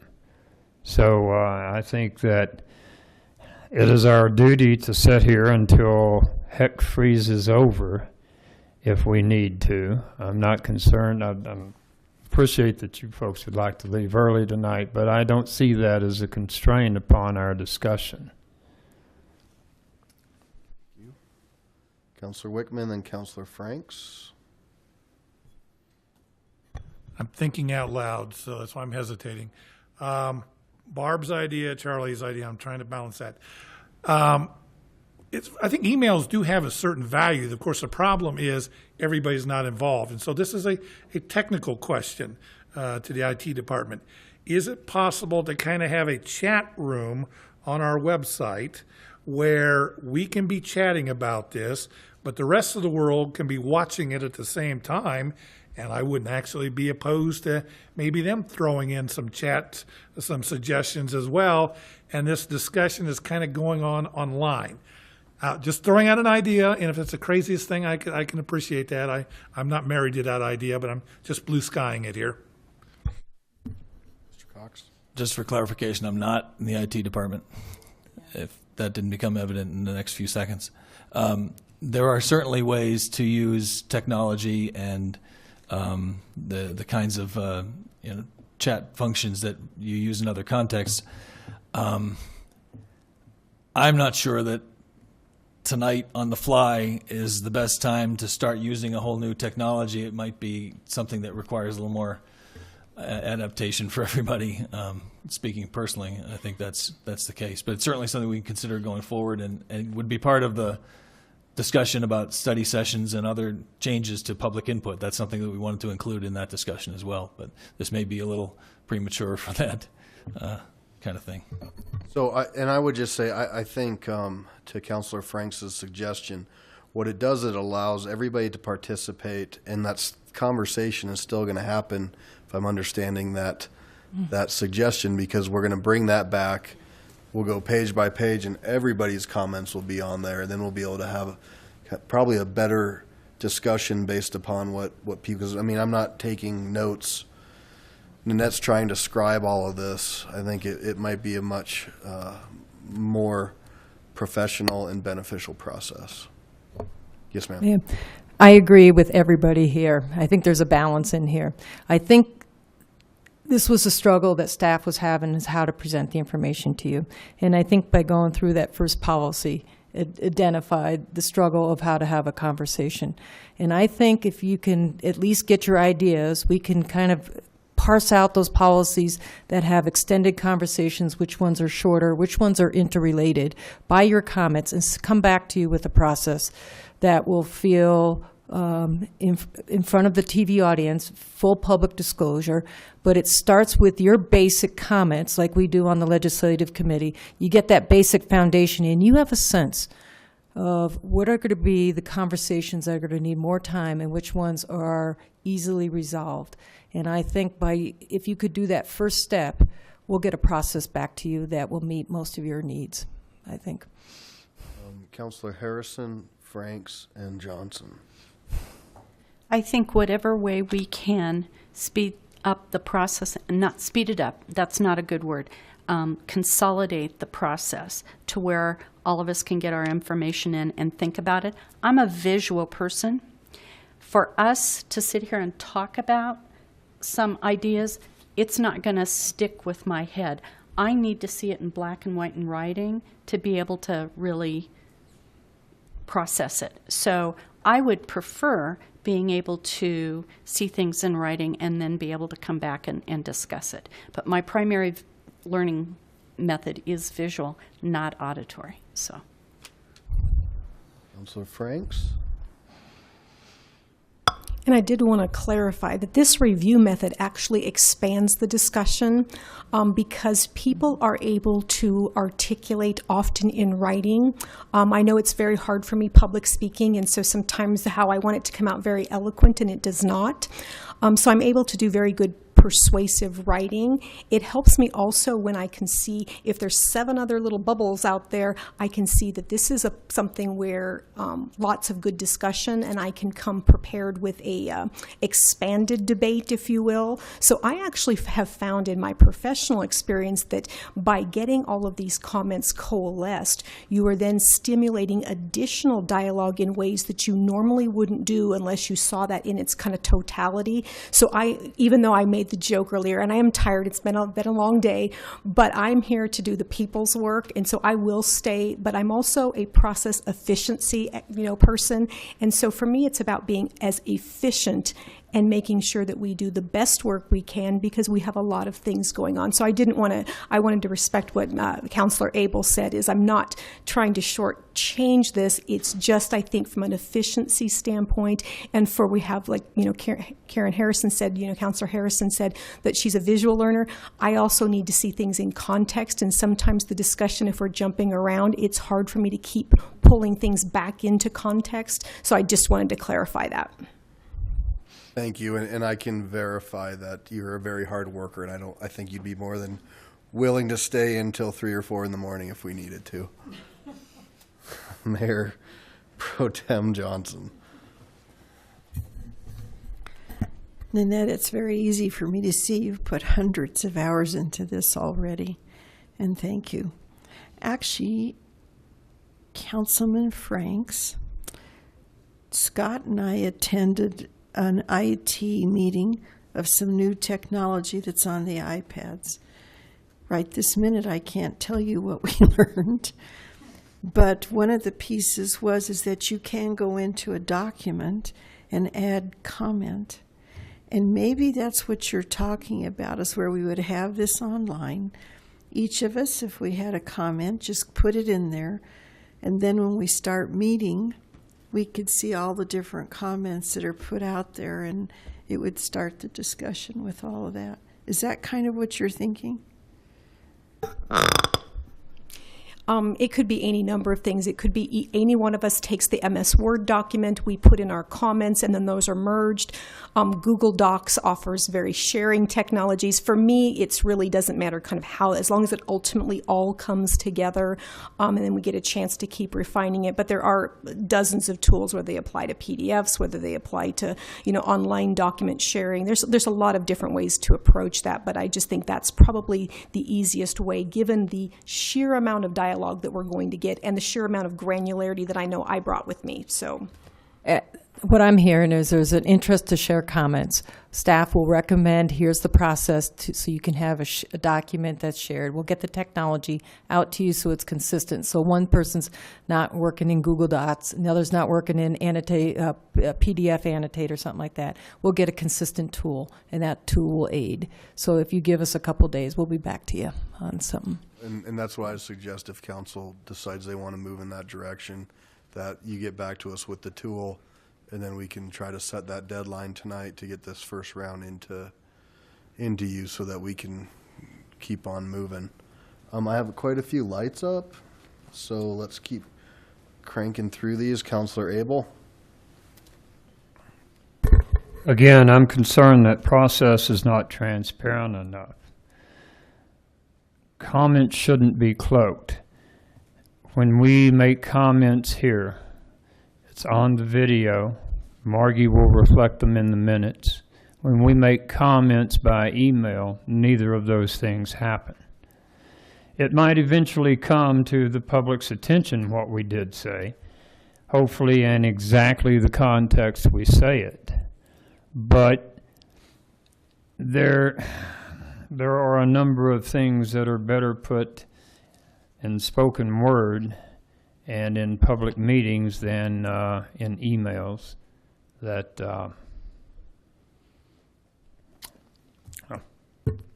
I'll defer to your response. I just think we're getting confused. It doesn't change your wording. It's your wording. It notes that it's you that said that. We would be putting it up on the screen, and we would be then talking about those sections where we got a chance for any follow-up or clarification. So I'm fine if it's not the technology we're going to use, but it absolutely notes who put the comment there. Barb Franks put the comment there, when she put the comment there. And then we would also, while we were discussing it, I would be imagining that we would have that up on the screen so they could see all the comments at the same time. So I'm by no means wanting to cloak anything. I ran on a campaign of transparency. I just want to figure out a way to do it that's more efficient, but again, it's nobody transcribing your comment, it's nobody altering your comment, it's exactly how you wanted to present it, whether it be a page, 2 pages, or long. So just wanted to kind of clarify that for folks who may not kind of understand what I was proposing. And again, if it's not the right thing, I'm fine to go whatever way we need to. Councilor Abel, did you have a follow-up to that? I do. as someone who has transferred their thoughts to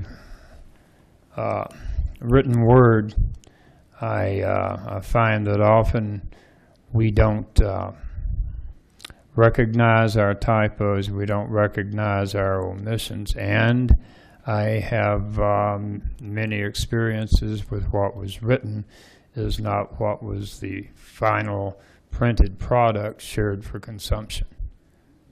So a dropped word here, an added comma there, that can change the meaning of a number of things. I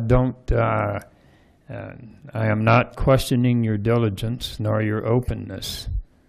I think that there's just a higher standard for us, and that the public needs to hear what we say and watch us say it. And I think we lose an important part of the record, the transcript and Margie's minutes, by going that way with it. Not that we would be cloaking anything, that we would be hiding anything. It just doesn't translate that well. Thank you. And I would just clarify, I think what Ms. Franks is suggesting, though, that all of that would be part of the record and would then be discussed in a fashion that's much better put together, that there's some order to, rather than, I mean, we tried to go to page 4 and we went to page 17. So I think that we're probably be a good idea for us to maybe look at going in that direction. Councillor Shakti, Vincent, Coop, Gutwein. I have some concern about whether there'd be open meetings issues. So what makes sense to me is we all send you our comments. You put them in a document that says whose comments they are, and then then they're sent out to us and the public before the meeting, like happens generally, and then we have it as something to discuss at the meeting. And in terms of whether people articulate better or communicate better with the community in written comments or speaking, I think it depends. It depends on who and the situation. And so this plan, given that the details are ironed out, seems workable to me. Councillor Vincent, Coop, Gutwein. Just a clarification, if we proceed with this, that we're talking about the comments, could we be sure to address if we have strike-throughs or changes in verbiage, because I think that will happen. So for instance, if I have, I think this word should be omitted, do you want that in a comment or do you want it redlined? How is easiest for you? Haven't thought it, but I'll help you with it once we think about it. All right. Councillor Coop. It seems like it's boiled down to two camps of thought, both very good points on both sides. I'm just wondering if we could just have a consensus on which way we're going to go forward at this point. I have a couple more folks that want to speak, and then I'll see if we can go that route. Councillor Gutwein and Councillor Abel.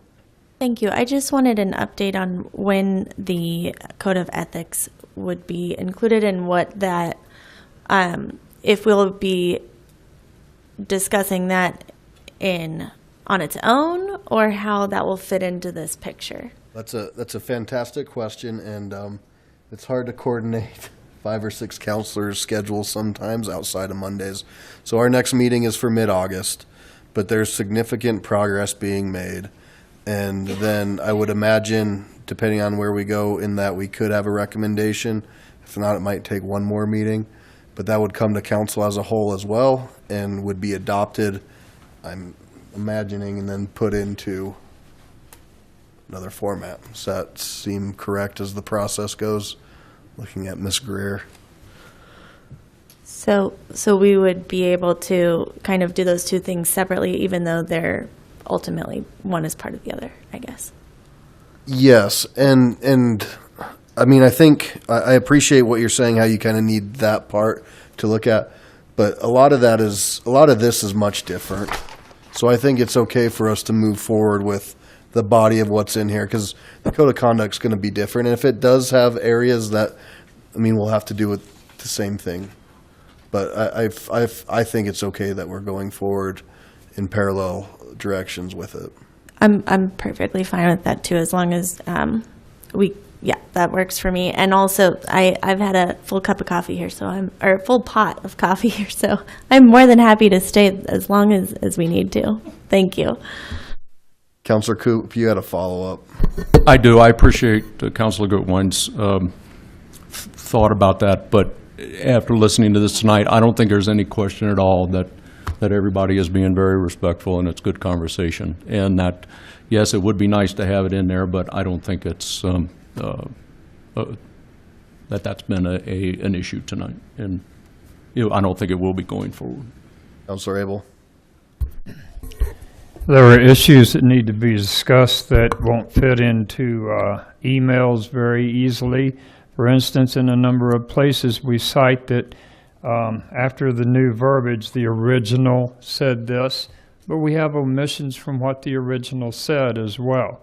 So there are a number of situations in this document where corrections are needed that would be very difficult to express through emails.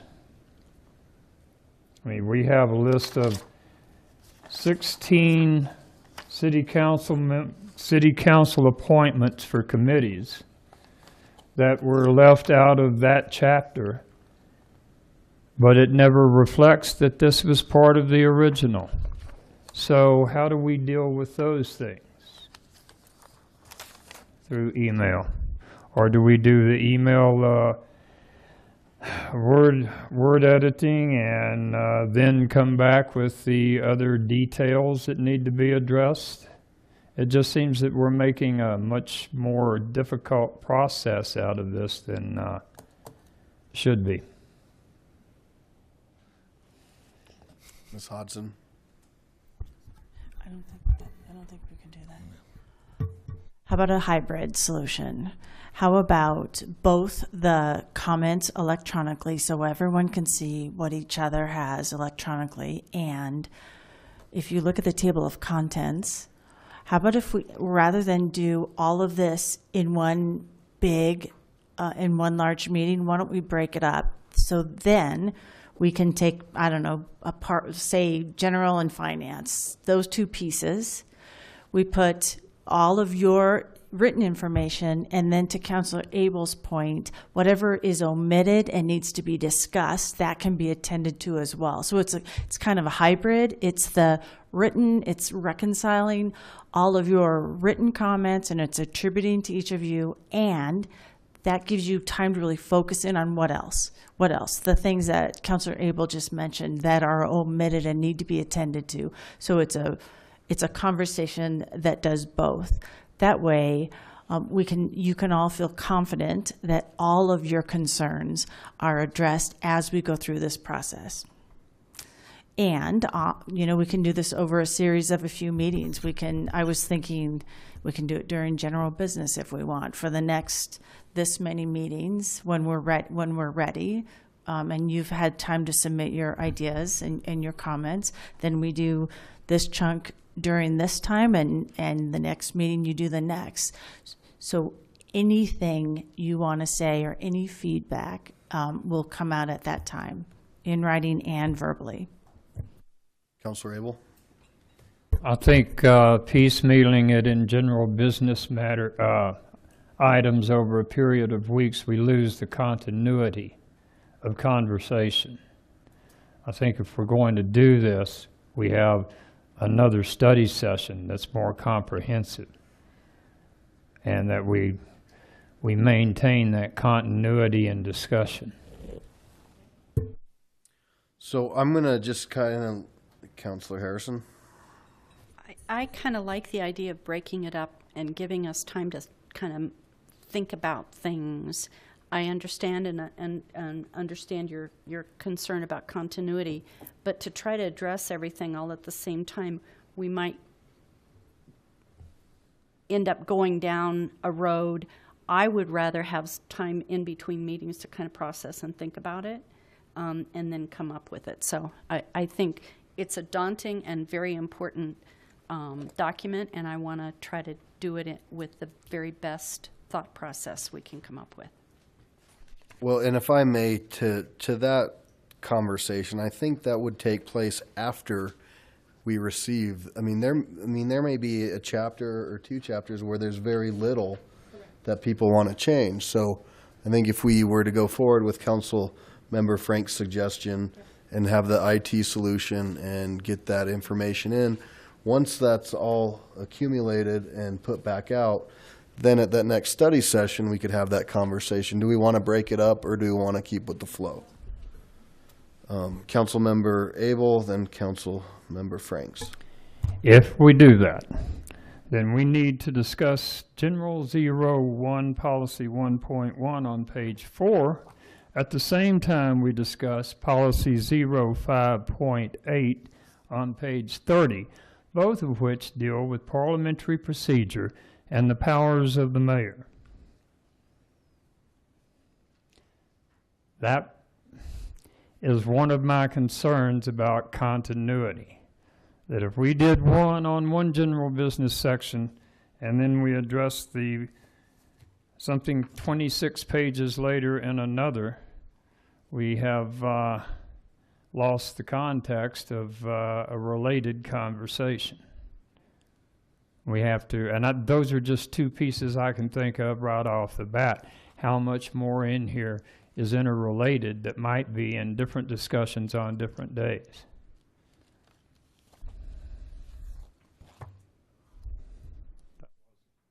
That was a question. I don't have an answer for that specifically. So it seems that the resolution to that concern would be to have one meeting and go through the entire document in one meeting. Thank you. And that would be for this body to decide.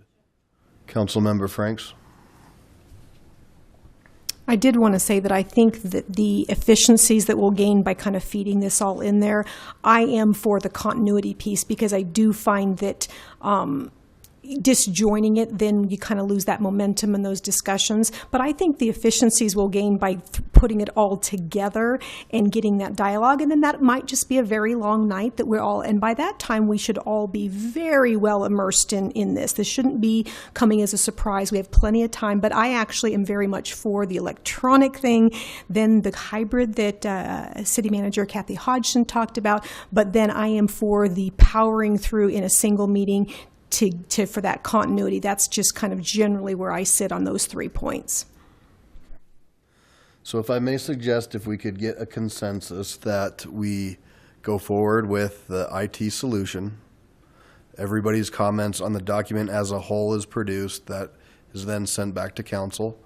Another study session occurs, a study session where we have nothing else planned, and that way we can go through it, all of it, at once, and keep that. Councilor Member Wickman, then Johnson. Yeah, let me just clarify on your suggestion. The IT solution has a lot of appeal to me, but again, I'm going back to, can we make sure that the entire universe can see that as well? I don't want to do just emails among the 11 of us. Can we make it global? And we don't want emails amongst the 11. Yeah, my sense, it's going to be a document. Each council member is going to provide their comments on that document. We'll assemble it and compile it so everybody either will have the solution where you can edit it right in the document itself, or we'll compile it. We'll bring it back to you as a whole, and that IT solution has everybody's feedback on it. And that would be public. That would be public document. That would be like how we handed this to you as a packet.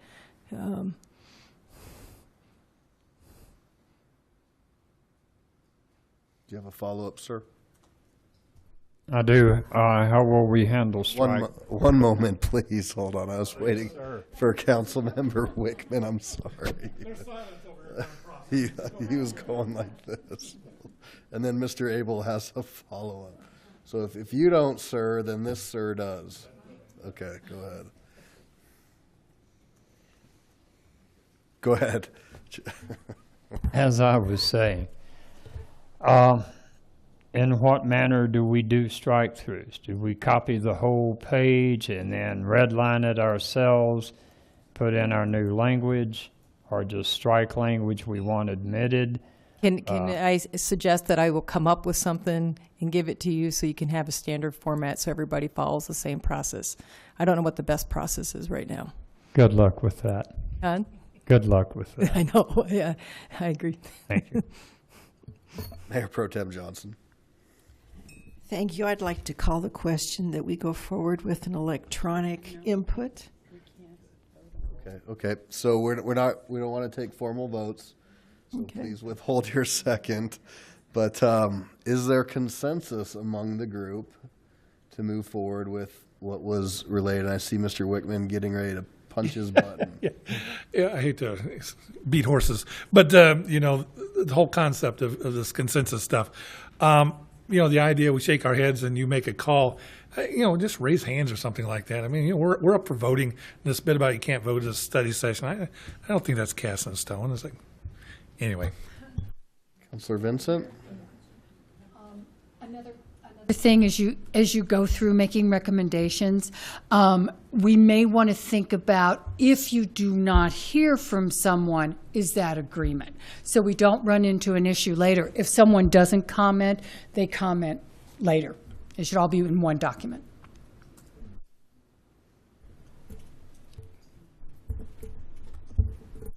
Okay. Thank you. Councilor Abel and Mayor Pro Tem Johnson. To clarify, I believe this will be a 2-question consensus attempt. One will be for the electronic version and the other will be for a full study session after the electronic version is compiled.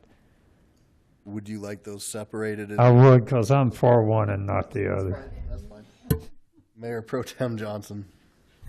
I would just like to emphasize what our city manager said. We've got the time to put into this, and we need to do that. So if it takes a couple of study sessions, then it takes a couple study sessions. So I understand the voting part, Councilor Wickman, I get that. Let's just, if you would not like part 1, which is the IT solution, just please say that you would not like that. I would not like that.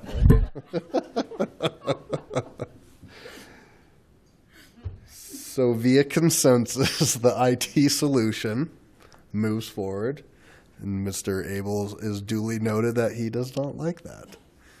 And the second part is, I forgot, the study session. A full study session in its entirety dedicated to until 3, 4, 5 in the morning. We will do it. Is there anybody who does not want to go forth? Well, unless the group decides that they want to do a continuance, that's fine. Yeah, okay. Okay. All right. I was kidding. Yes, ma'am. One more offer. We can always start the study session an hour early if you'd like. So have that hour in the front as long as it's posted. Yeah. We can do that. Thank you for that. That's probably a good idea. So with all those components, is there anybody who would not like to see that go forward? Look at that. Implicit consent? I don't know. We're done with that for now. Good work, folks. Thank you. This is not easy, but that's why we make the big bucks. All right. Item 5, reports. That's not true. Reports. A lot going on. A lot of fun stuff to do in the city. Concert series on Wednesday nights. Music at the light rail station on Wednesday nights. I have a couple walk and talks coming up August 6th from 9 to 10:30. I'm going to go to Union Square Park. September 10th, 9 to 10:30. I'm going to go to Bear Creek. We'll meet at the Stonehouse. And that one should be cool. There's a couple that wrote a book. I think I talked about it at a previous meeting. And I'm going to ask them to lead us in the tour. And then I'm going to do a bike or a walk on September 17th at Mount Air Park from 9 to 11. And that's going to start at the farm. And we'll have a little conversation and some information about what's going on at the farm.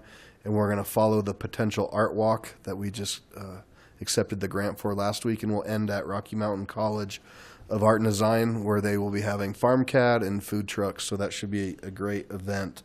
I had the opportunity to go to the Ward 5 meeting, and that was really cool. Thank you.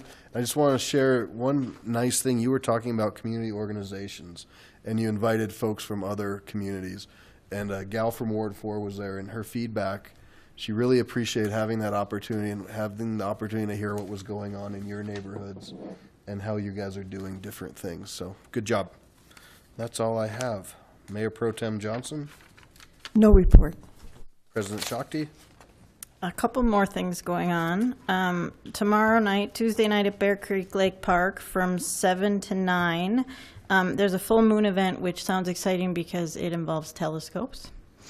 Then Friday from 6 to 9, they're laughing at me. There's a race where you do it with a team, and it involves a lake cross, bike, and a run. And then Saturday, 7:30 to 9:30, Bear Creek Lake Park, the opportunity to learn about birds of prey. And then also, I just wanted to note that sometimes I walk before these meetings, and last Monday was the first time I saw people playing Pokemon in Belmar Park, and this Monday there were a lot of people playing Pokemon in Belmar Park. So lots of young people out enjoying the parks. Our agents in the back are I think they've seen their fair share as well. Councillor Wickman? You know, I believe in, on the one hand, not talking an awful lot. Tonight's the exception. But when I do talk, I want to make an impact. And if there's something I don't like, I let you know. The converse is, if there's something I do like, I should say that as well. And I very much enjoyed tonight's meeting. You know, I'm a big believer in the study sessions. There's a real give and take, and this is so much different than the old study sessions where we just got the dog and pony show. We were given a direction to go. This was a real, honest-to-God debate, and I loved it. Good job to everybody involved. Councillor Vincent? No report. Councillor Roybal? I have one very short. We're going to be having our Ward 3 community picnic at Ray Ross Park on Saturday from 11:30 to 2. Please come join us. Very cool.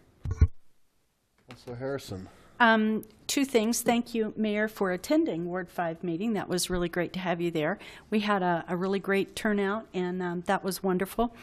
I'd also like to announce that South Lakewood Business Association is having a special meeting on Constitutional Amendment 69, which is the single-payer health insurance bill that will be actually a constitutional amendment on August 8th at White Fence Farm at 7 p.m. Seating is limited, so you'll need to call an RSVP because we're expecting a pretty large crowd. So if you would call 303-986-0031 and RSVP for your seats, we'd appreciate it. Thank you. And potentially, could we, I know, Stacy, you send out the updates for those. Could we include that information on the update? Thank you. Councillor Abel? I do want to echo Councillor Wickman's comments and to thank staff for bringing us a report and saying this is your document, change it the way you want to. We just put these things in here because it's what we think you wanted to discuss. And I think it was well presented and well couched. So thank you very much. Councillor Coop, nothing? Councillor Franks? I feel compelled to weigh in on the same thing. It is such a different council. It's such a different environment. We're all very different. And while we have heated and sometimes lively debates, I believe it's been very respectful. And that is just a joy to being on council because I don't know that I expected that. And certainly working with the high caliber of our staff, and also did want to just do a secondary acknowledgement to our Lakewood police officers. It is just a troubling time out there, and I know that now every time I see one of them having somebody pulled over, I slow down just to get a look and make sure that they're all right. And so I just wanted to acknowledge them again. That is a very difficult climate to be working in, and I've seen nothing but the highest level of compassion and caring for the community. So thank you.